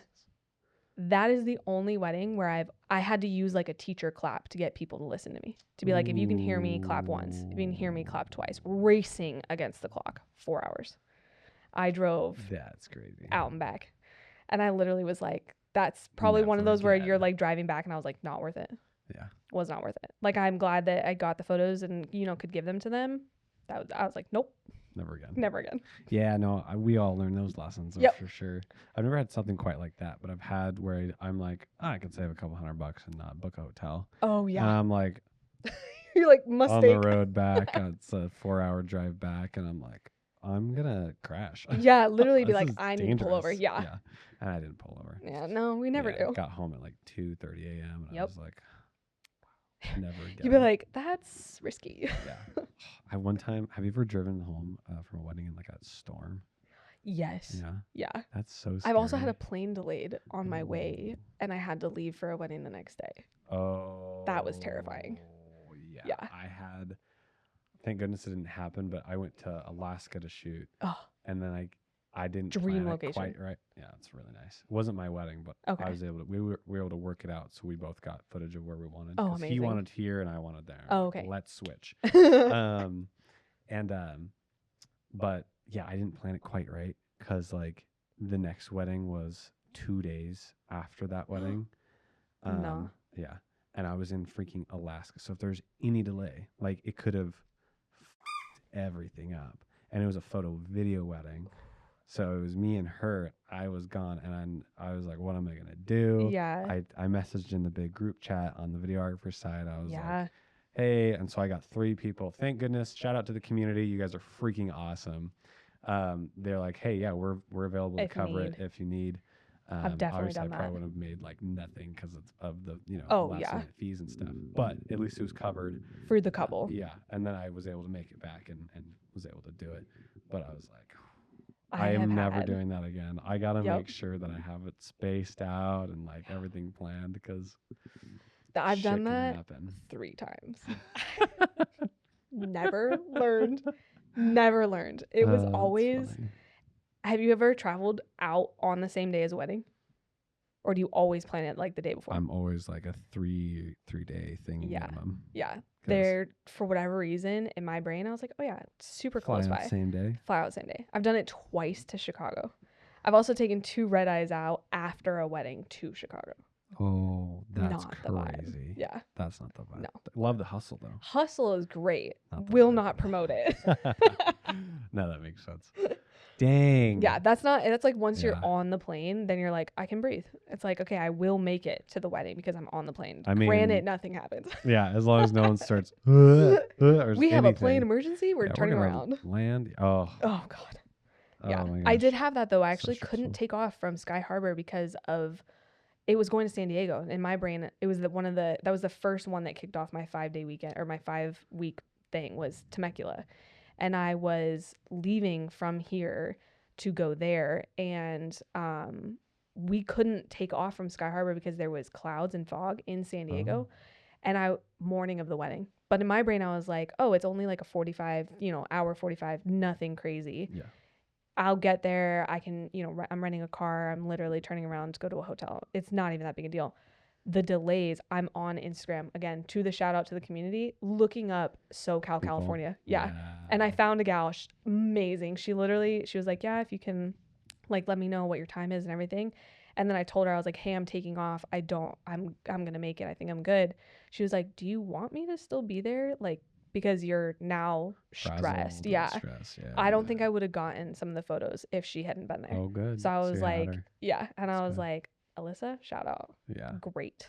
Yeah. Yeah, I do really like the community. I Yeah. feel like it's one of the best when it comes to, I don't even know, just like life, you know what I mean? Like, it's better than corporate for sure. Oh, yeah. And like, it's just so supportive. Do you know? It's find nice. that there is like that kind of competition element to it still though? Or do you feel like you've kind of nudged out or never been a part of that side? Like competition of like, yeah, what do you mean? Describe. So I feel like when I started, it was a lot of competition over collaboration. It was a lot of like, no, this is like, I'm not going to help you or I'm not going to give you tips or like a lot. Like I can Oh. sort of understand with location. That's, Tell me your locations. I bounce between that one being like the gatekeeping. Right. I don't love it sometimes because I I'm see like, what you're saying now. but Yeah. I think I found that depending on where you kind of like make your name, it can be a little bit more competition over collaboration. I think I've sort of edged back into collaboration with people, and it feels a little bit less, but the industry itself to me still kind of radiates competition. Interesting. So here's my take on that, because I'm more into the videography community than the photography one. Maybe I'll infiltrate. Maybe I'll see if I can DM somebody. But so far, like when I first started, it was definitely like wall. And then Trelawney Joy, she freaking had me out as a second shooter. Nice. I was able to learn from her, but I also did a lot of the work beforehand. I wasn't just a noob. Like I did YouTube Academy, right? Yes, exactly. Knew all my settings, knew everything. I mean, it was still a struggle because it was a new camera that I never actually practiced with. Yes. She shot Canon back then. Oh, okay. And I think now she shoots Sony, but better for video. Yeah, that is really good. I have Panasonic, and I love like the more filmy vibe it has with the grain. I don't know. There's just something about it that feels more soft. Yes. But still, Sony just. Oh, yeah. I kind of want a Sony camera too. Anyway, but yeah, so that was nice. But then like definitely competitive in the way of like, you know, the vendors list on wedding, on like the venues preferred vendors and stuff like that. Oh, yes. Very competitive. I found myself on a few of them that I was like, oh, that's pretty cool. I must be doing something right. Yeah. And then at some point there was a few people that reached out to me that were like, hey, can I learn from you? And I was like, I am in no shape to teach anybody what I'm doing.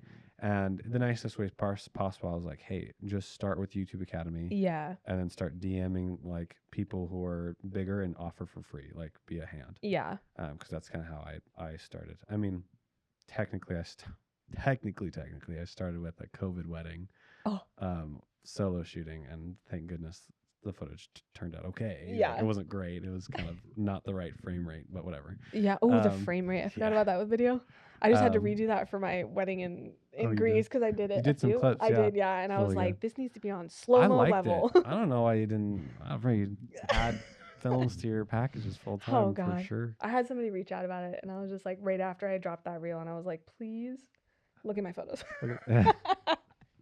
No, I like that reel, honestly. I think that was cool. Thanks. I don't know where I was going with that. Oh, yeah. So the competitiveness. So it's like, yes, there's definitely gatekeeping in the fact that like I just only have so much time. Yes. For people who are starting. Yes, yeah. But for people who are already in the industry, I've kind of shifted my mindset to like, I'm not like F you, right? Like I'm this, I want to have all the clients and stuff, right? Yeah. Like, for me, I've turned to more of a relationship based where it's like, if I'm just like having a good time and shining the light on other people, which is kind of what videography is anyways, and photography, like you're shining the light on other people. Yes. I feel like it just is a better experience for everybody. Yeah. So like me and Jimmy, you know Jimmy? Yeah. Nelson. Nelson. Nelson Cinematic. Anyways.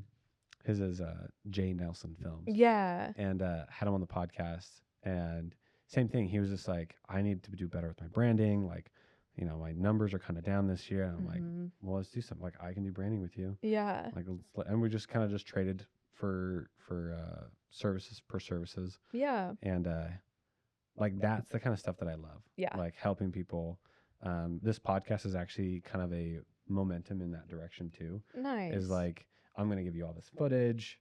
You can use it at your discretion. Yeah. I'm going to post clips about it eventually on my social media to shine and tag you as well, even though I don't have like a crazy following, you know what I mean? But still, it's like, it's funny because people like, I think people put so much like, they should and they shouldn't at the same time. They put so much credibility into the numbers on social media. Right? Yeah. And I'm like, it makes me laugh because doesn't always convert. It doesn't. There's definitely some people where I'll like look and I'm just like, oh, okay. I see their socials. I'm like, wow, they've got 20,000 followers. Their photos stunning. And then I'll go to like their actual website and I'll look at a full gallery and I'm like, you're posting you're only posting the best of the best. But when you look at your gallery as a whole, there's something lacking, in my opinion. Somebody else could look at it and be like, oh my God, that's great.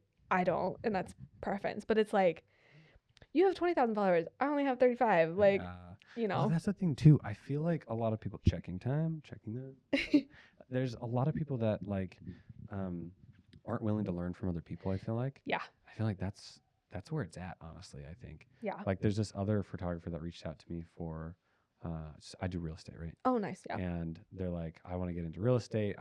Don't know where to start. And I'm like a hands-on learner. Yeah. And I looked at her page and I'm like, oh my shit. She does like amazingly creative branding things. And I was like, let's just swap. Like, I'll just teach you everything. Absolutely. And then you can give me 2 galleries. I'm not expecting crazy, hundreds of photos, you know what I mean? But for my girlfriend and me, because she has her dog training business, I have this business, and I really want to attract a clientele that's more like old money, you know what I mean? Which is another thing. Anyways, goals. Yeah. And so, like, I like that more collaboration where we can all learn from each other. And, like, that's one thing that, like, and maybe you can help me with this because, like we were talking about the posing and stuff, that is hard. It's so hard. Yeah. And it is a talent, and I'm definitely learning that. Yeah. But like with the Laguna one, it's like a couple that was cute. Yes. But it's not their vibe for some things. And so we kind of just like worked it. Some poses that I didn't think was going to work, like her standing on a rock behind him was that I was like, that actually kind of was fire. You know what I mean? Very editorial. Yeah. And so it's like, and galleries, that's another thing. It's like, my galleries, if people are into this, they can hear this. This is an hour and 26 minutes into the podcast. So if you've listened this far, you've earned this information. Yeah, my galleries struggle. Yeah. Like, I think the thing is, it's like I almost forget sometimes to get details. Yes. It's emotion is something that is a lot about timing for me. Absolutely. How do you navigate your galleries to make sure that it tells a story? Yeah, I feel like I'll go back and look at old stuff and be like, wow, I had a different viewpoint than I do now. Mine kind of goes back and forth because I find comfort in the same stuff. I'll run my sessions very similar because there's a certain guaranteed, like, okay, you get these photos. That's a guarantee. But if the couple is a little bit more goofy, then you get more of this. If your couple's more stoic, you get more of this. So it's sort of I like to start my sessions always off with very formal, where I'm like, these are for mom and dad, grandma, grandpa, no kissing, just very like smiles. Yeah, smiles, hands on each other, like not super intimately, like you're on hip. Yes. Right. A little like, how would you stand at an event if you were getting your photo taken? Right. Let's make it a little bit more engagement or wedding, but that's sort of how it starts. And then from there, I feel like I just like, again, it sort of kind of comes to what they've given me on their inspiration, with the reminder that like the stuff they're showing me is never my photos. So it's like, you have to know that that photographer did it their way. I'm going to do it my way. So we might get a similar photo. It's not going to be the exact same one. I try to remind people that, because every person, videographer, photographer, they're going to see it differently. They're going to capture it differently. So different perspective. Yeah. It's like, unless it's like a literal, like the one that I've been doing randomly kind of a lot is like, they want like a champagne with the ring out and they're like kissing behind it. That one's going to look very similar for the majority of it, because it's like close and it's yeah. Right. But I feel like the posing on it in a gallery, I try to mimic, I don't know if it's like just a vibe that they give me in the moment, because again, if you're getting, I'll kind of compare to, I had one out at the Dutchman in like the fall, and they were very goofy. Naturally in front of the camera together, they were like the type that it's like, hey, we want to drop and do like a rap album type of pose. I'm like, I cannot physically coach you into that. Right. So like, you show me. Do it. Yes. Yeah. And I'm going to pose like myself around you, almost be like, okay, you're dropping for a rap album. And let's go. Shift. Yeah. Okay. Yeah. And then for like another one after that, they were more stoic and wanting a little bit more editorial, which is not I'm not super with the, kind of like the one you said where they're on a rock and somebody's above you. Vogue, it's very Vogue. But I sort of played with the idea of like, okay, we're going to get a lot more wide shots than we are going to get close-ups, because that seems editorial. That sort of seems where you're going for. So it really just depends, sounds like, on the couple's vibe. Do you have like do you learn it day of, or is it like on the calls you kind of get a sense of who they are and then you can apply that? I think it's both. So I always, on any consultation call, I like to ask them like what their vision and what their vibe is, because everybody will say it differently. A lot of people kind of go to the buzzwords: candid, not posed, documentary, stoic, whatever. They pick the word that fits them. And then I sort of ask them to elaborate and be like, okay, this is how I would.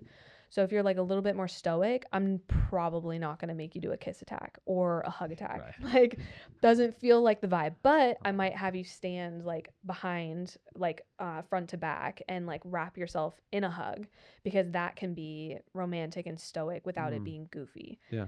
Then you can make it goofy by being like, okay, now give her all the kisses on her neck, or like you make it a little bit more romantic and be like, slow down the kisses, stuff like that.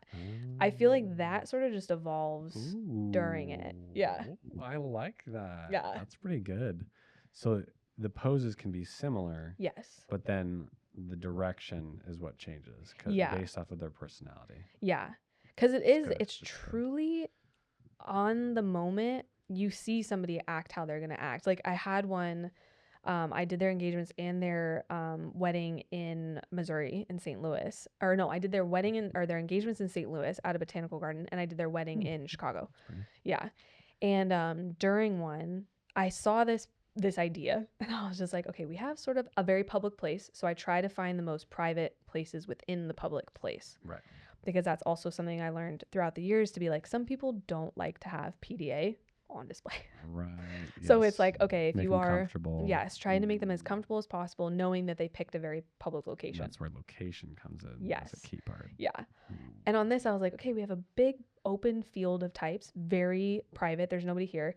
And I've seen the prompt of like slingshot your partner, kind of like you're holding hands and you do the like, he throws you and then you throw.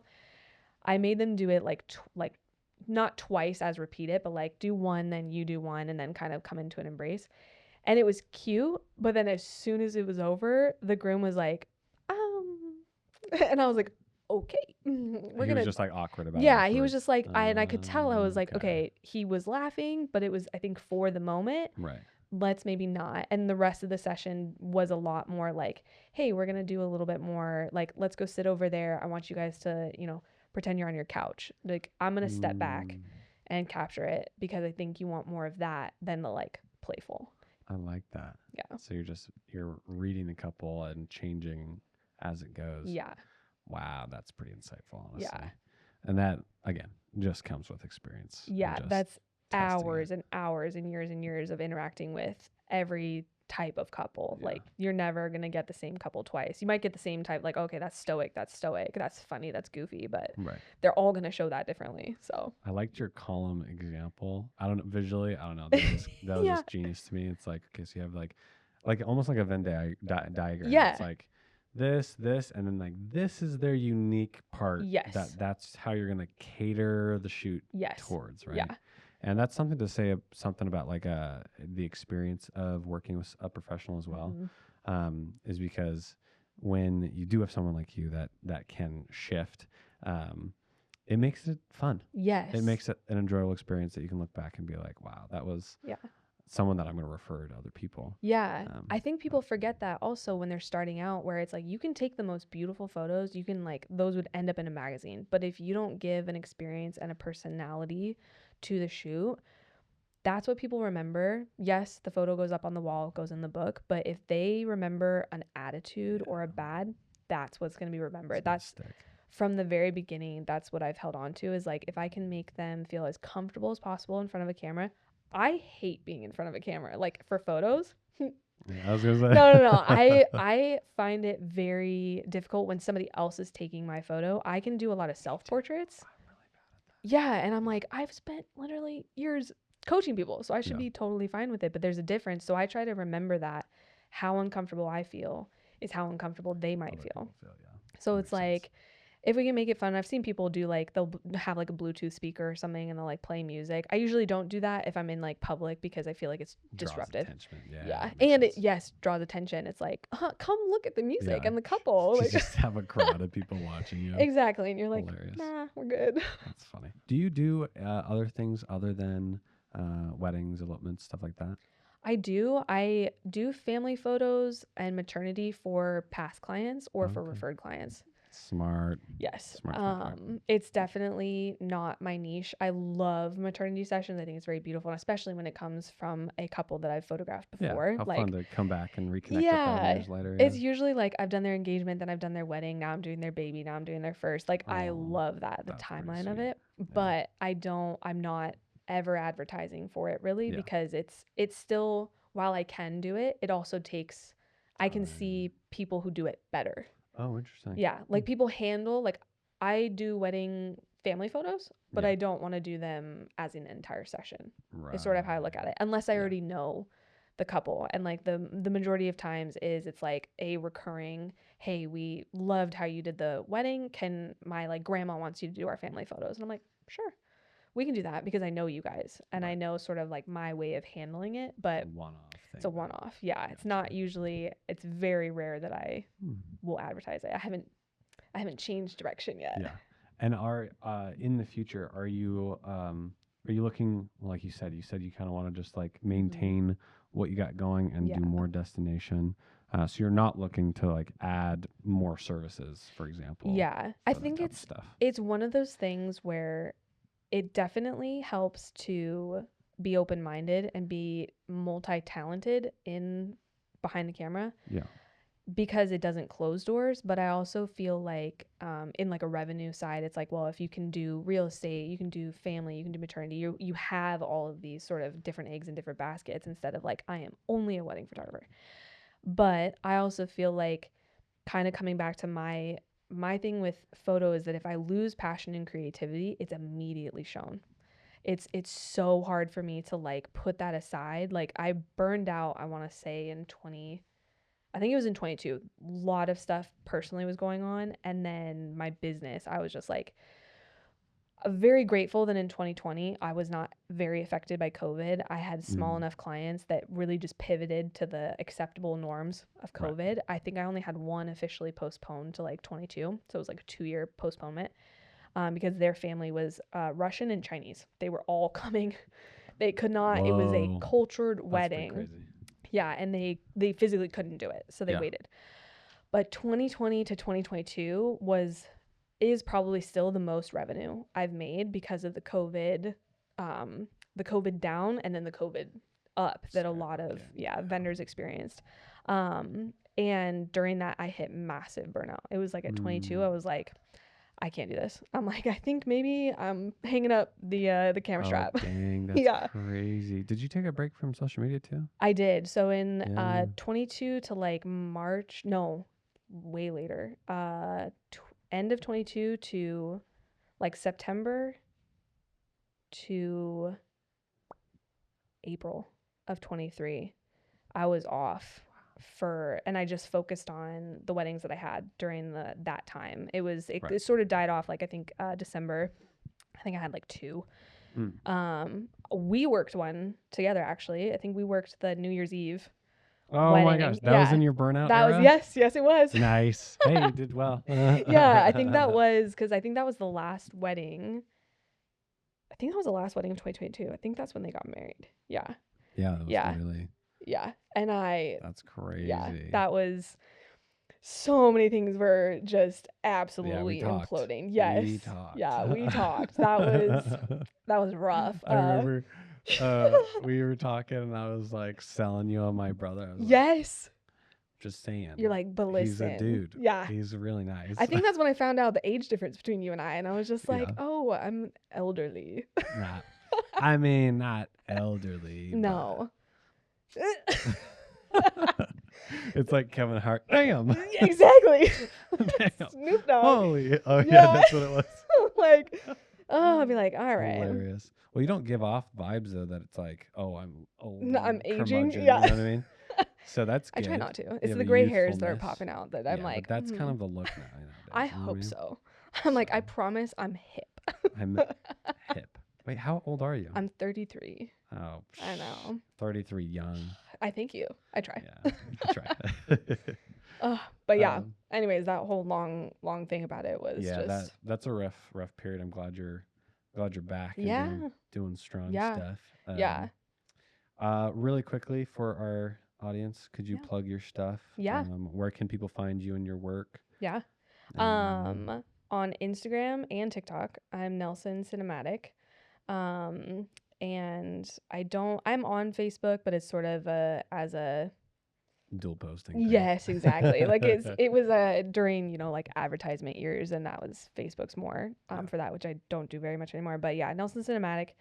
Elizabeth, we already covered that. That's my name. And Nelson is my last name. So Elizabeth Nelson. There you go. yeah, yeah, I love it. yeah. Also, to kind of end out, I have so many questions, and Oh, yeah. we could talk for days. Absolutely. Yeah. So we'll probably have you back on at some Sounds point. good. If you're down. I'll make the trek. If you're down. Yeah, you'll make the trek. So far. It's my own fault for not looking and then looking the morning of, and I was like, damn. That's far. I was like, I'm going to Flagstaff on Saturday. I should have just waited. Yeah, I know, right? We have a spare budget. Yeah, I'm halfway there.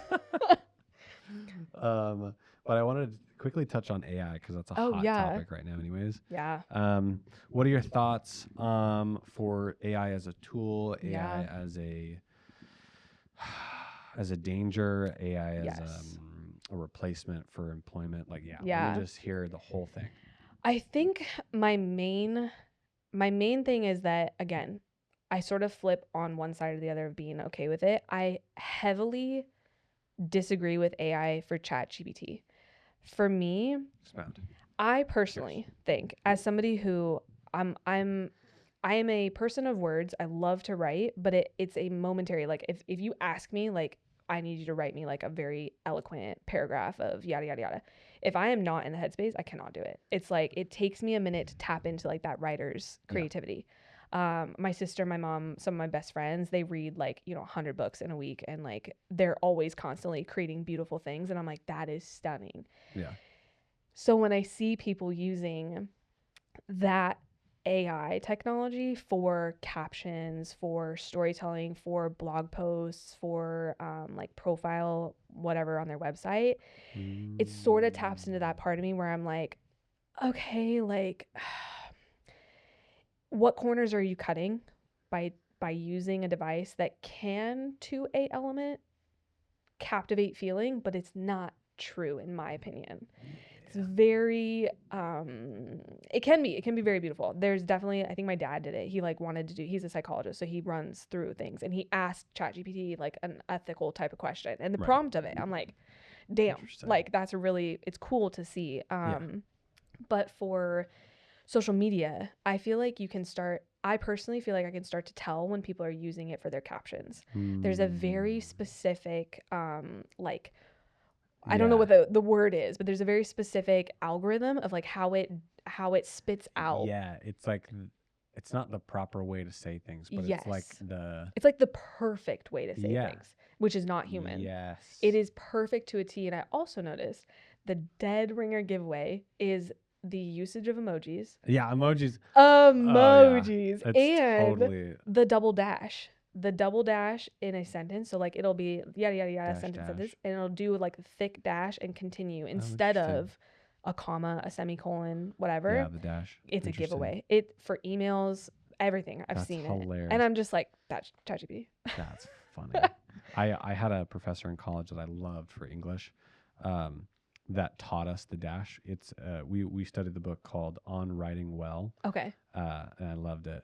But he heavily used the dash, and so I use the dash a lot. So I'm gonna have to be like, I gotta go look and make sure I don't use dashes. It's like it's definitely like, it is grammatically correct for certain things. Like it obviously. I love the look of it. Yeah, it does. It exists there for a reason, but I think for me, ChatGPT does it too often. It does. And so it plugs it. And then for editing and stuff like that, I do find like Photoshop, Lightroom, when it can streamline it a little bit and take like, I think I literally spent, to my own, again, sort of one of those, you look at a photo you're taking and you're like, I'm going to have to take a bunch of crap out after, because I'm not doing it. One, I physically couldn't, it's power lines and stuff.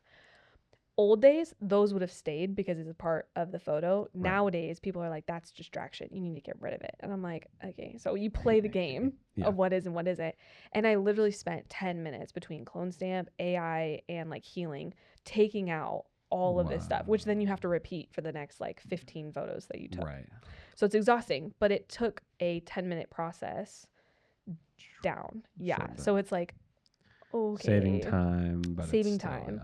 While it doesn't impact the photo. So I feel like that's why I'm okay with it, because it's like, if that's what I was going to do anyways, and this is just now taking, like, I'm not having to take it into Lightroom and then take it into Photoshop and like, do a massive amount of correction, because I don't do that. That's not my thing. Style, Yeah, is like I will not do outside of like acne. If you have specific, I've had a couple people where they're like, hey, I burned my thumb. This scar is not usually there. It's like, okay, if it pops up aggressively, I'll take it out. Yeah. If you have something that is innately to you, a birthmark, a scar, whatever, I usually don't take it out because I'm like, that's a part of who you are. Yeah. Why I take agree it with out? that. But for anything else, it's like, okay, if AI can make it a little easier, then so be it. But it takes off. It skyrockets. It is hilarious though sometimes when it adds something and you're like, Oh yeah, a baby. What? yeah, I'm Just like a trying to take guy out in a phone. sombrero. Like, what are we doing? Yeah, it's kind of creepy when it does that. I'm also kind of conflicted on AI. Yeah. Like I think that AI taking millions of jobs is going to be Yes. a shit show. Yes. But I also know that it's an inevitability. Yes. But I think there needs to be some type of regulation and a smooth transfer. I think so. Yeah. Because it's going to be ridiculous. I already use it for my out myself here. Already use ChatGPT for like taxes, getting everything together. Didn't know you could do that. Probably not good security reasons, but I was like, this is amazing. Yeah, I don't have instead to of paying a pay for CPA. subscriptions and stuff. Yeah. I download all of my freaking PDFs and I just freaking put all my numbers in. And I'm Damn. just like, boom, there you go. There's your things for the whole quarters. Dang. So that's nice. Yeah. But for the then automation and stuff. on the creative side of it, I have a workflow that includes AI. Okay. Have you ever heard of Aftershoot? I think somebody literally just brought it up to me, Yeah. but I did not know what it was. So so Aftershoot is actually calling, Okay. and it's assisted. Oh. So don't trust it for yes. everything. No. It helps because it'll pick the best, most clear photo in your like of photos, For real and though. it searches for eyes that are open. Oh snap. So it drastically reduces your calling time. Okay, mine And is it's only so $10 long. a month Okay. for just the calling part. Okay. Then I transfer it over into Lightroom. Yeah. And I go to things.co. Okay. And that's a photo editing AI software. Okay. You natively integrate it into Lightroom. Okay. So then you pay, if you're not a member, which I'm not, it's like 70 cents per photo or something. Or like, Okay. no, it's 0.07 cents Oh, per okay. photo. So it's Yeah. like a fraction. Yeah. And I edit it to one of their like presets, Okay. which is the Kitcheneers, which is hilarious. And it does it all, but it looks like shit still, in my opinion, because it's all like super, like it's too much. You know what I mean? Yeah. It's And never gonna be like a human touch to it. Yeah. Yeah. And then I go scene by scene. So so I can batch edit now. I do Oh, one of the yes. photos, I color it, make sure it's more true to color, tone back that warmth because it's like way too warm. They're like, you wanted Yeah, old you want it sepia. orange. And then you do that sync, and I can do that Oh. super. I've edited a whole gallery with like from import to export uploaded 6 hours. Yeah. That's insane. And again, I still can be improving like Well, my yeah. selection and Yeah. making sure I get the shots that are good for a gallery. Right. But yeah, I was like, that's insane. this is crazy. Yeah. So I appreciate that. I like that. That helps. That's Yeah. a good business move in my part.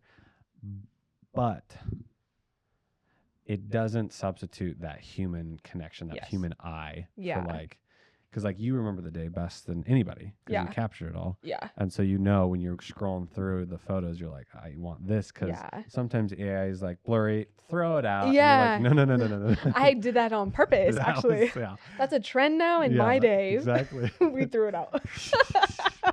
Doing the blur thing. I've done it. Yeah. So yeah, there's definitely a place for it, but man, it's just Yeah. it's hard because like you don't want to just be one of those people that just like has AI do everything. Yeah. Because then it's like what's the point of living anymore? You know what I mean? Yeah, well, it literally takes away an element of like human creativity, and like when you're in such a creativity like world Yeah. with photo and video, with writing, with doing all that stuff, it does sort of like I feel like it almost hinders the thing that we're trying to accomplish. Yeah, because it's like, well, okay, thank you for making that like the best of the best caption. I think the time that I do use it sometimes nowadays is where it's like, hey, can you help me import, whatever, put in Yeah. keywords that are a little bit more for Google. It's like, SEO okay, stuff. SEO, because that stuff is like, I mean, I didn't go to school for it. I don't Sucks. know. It's changing every day. It literally is. Trying to I get can't keep up. no, and trying to deal ridiculous. with Google, that conglomerate of a thing like that we all sort of rely on, is like very difficult. So I'm like, if I can have a little bit of an edge over, my competition 3 years ago, whatever, if that's even just myself, I would like that, because there is so much out there. So it's like, okay, I can see that, but I gotta review my text now, because I had AI. This is kind of ridiculous. This is a bad use of AI. Okay. By the way, don't suggest. Yeah, because like my text on my website right now is all done through assisted with AI. Yeah. Minor changes, but I never went through the website and was like really like overhauled everything. Yeah. Because I was just trying to get it up fast. Yeah. And I think you're right. I think it's a lack of like personality. Yes. And there's a lack of like connection. Yeah. To what my words would truly be. Yeah. What I did was I took a lot of the writing that I did do. Yeah. And I downloaded it I put it in. Yes. And said, learn my style of writing. Yeah. So it helped. Still wasn't good. Yes. Because it still had dashes and still had the stuff. Yes. Still had emojis. Yeah. The emojis. The emojis, man. Delete. I know. So it's like it saves time, but also if you're doing something that needs that intentionality, it's so necessary to go back and like rewrite it, or like forget that you even wrote it with ChatGPT. Exactly. Write it how you think. Yes. And then compare notes and be like, yeah. Okay. All right. Yeah. It can definitely, it's like, I'm terrible with grammar. Like I do not excel in it. And so more often than not, I will go to my friends who do grammar way better than I do and say, hey, look at this. Yeah. Please tell me. And they are like my ChatGPT. They're my like, hey, this would maybe sound better if you broke this up or did this, or if you changed this word, like you went from past tense to present, whatever, like just kind of in the flow of the moment of how I was writing it. If you want it to come off maybe a little shorter, personal, professional, whatever, that I think is perfectly fine if you kind of use ChatGPT, if you don't have those people in your life to be like, hey, because I mean, even book writers have editors. Like everybody will kind of go through and be like, that's not correct or whatever. You're never going to get it right on the first try. So it's like, okay, if you treat ChatGPT that way, be like, hey, can you be my editor, not my creator? Yeah. I like that. Yeah. That's a good distinction. Yeah. So you're my assistant, you're an editor. At the end of the day, I overview everything to make sure it's got that touch of branding and personality. Yeah. I like that. It's tricky. It's very tricky, especially when it's so prominent. Because like, what are the freaking writers going to do now? Exactly. They're going to lose jobs left and right so fast. Way back to the beginning of the podcast, one of the parts of that business agency that my ex-husband had was a company that was specifically blog writers. And they made it, they went to San Francisco. Yeah, they did the whole big entrepreneurial life. It was based on bloggers hired by companies with SEO knowledge, with all the keywords. That was what they did. This day and age, gone. It would not have been a scalable company. Yeah. Wow. Yeah. Whoa. So it's like stressful. Yeah, and that was in 2019. So not even that long ago.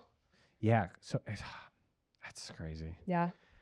Because like some people, the argument for that, right, is like what I've heard online is like writers will be able to produce more faster. Yeah. And they'll be able to scale their own creative ideas faster. And it's like, yes, but in the immediate few years, they're going to be out of a creative job. Yes. So like, yeah, maybe you're going to introduce more authors and less editors, but like not in the first 10 years. No. They're going to be struggling to buy groceries. Yes, exactly. It is one of those things where it's like, it's an ever growing thing that just becomes more and more like, I think every day on a software, it's like this AI feature. And I'm just like, okay. Like it's integrated into our day to day, which is unbelievable. But well, even video and photo, like full editing is going to, I think within the next year, it's going to be like, you'll literally be able to like learn your style and just done. I mean, minutes. Insanity. If that happens, yes, it would streamline because you still can't take away the person that clicks the button, but like part of it. Unless they start with robots. Yeah. You buy a, what is that? Tesla bought like $20,000 to Oh, $40,000. Scary. You buy a robot. Take and your then photos. You just ship it off in a Waymo. A Waymo. What is it called? A Waymo. Waymo. A Waymo. A Waymo. That's what it'll be called. Yeah. From now on. And then your robot photographer shows up. Oh God. I bet it's going to be a thing. I hope that it's going to be like the low budget brides or something that are going to be like. We just want something captured. Be something, like, get a disposable camera. Honestly, that would be better. It would be. That would be better. Yeah. Just robots showing up. Be like, now I have an issue with the robot videographer. Yeah. Now we're going to go into civil war with yeah. robots. I'm going to throw hands with this guy. You know what's funny? Are you a sci-fi, like, a little bit? Yeah. Okay. You know, there's this game that was like, I mean, there's been so many movies too of just iRobot. Oh, you know, stuff facts. Like Immediate. and it's like, that was like a futuristic dystopian, like, oh, that could never happen. I'm like, but could it? I don't know. Isn't that the Boston tech or whatever? The Boston. Yeah. Yeah, they're making those robots that. That's scary. Like, I truly believe, this is my tinfoil hat. Put that on. Like, next 25 years, 50 years, robots are going to have partial rights. That's insane. Yeah. There's this warning that I listened to by like an actual like a developer, one of the godfathers of AI. Yeah. This morning, and he was just giving this long warning of like the initial dangers of what it could be, and then the future dangers, and that we need to be really careful how we deal with this. And I was like, it was chills. I was like, oh no. Because it's not just politicians and Elon. It's like the guy that actual made do it. Yeah, like a yeah. whistleblower of sorts. Be like, oh God. But that went black just 1 second ago. did it? Yeah. It was a perfect time to Perfect. end the podcast. On the robots. Can't believe that. I hope it was recording the whole time. I literally think it went like literally a minute, like a second ago. Well, I like looked over and I was like, that's black. I apologize for that. Oh, I'm totally good. We don't have to include the AI part if we don't want to in the podcast.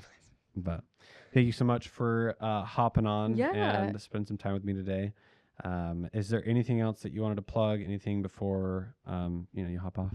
I don't think so. I think just in general statement of like, I hope that anybody who sees this, if they have questions about my photography or if they have a wedding date coming up and they'd like to know anything, I'm your girl. But cool. Yeah, I genuinely appreciate having the opportunity to like talk to another vendor. I mean, I've talked to you at weddings, so it's like not just some stranger, but like it is cool to share back and forth again in that collaborative way instead of competitive. So I love appreciate it. Well, thank you for coming on. Everybody go check her out. Instagram is all linked in the bio. Yeah. The bio.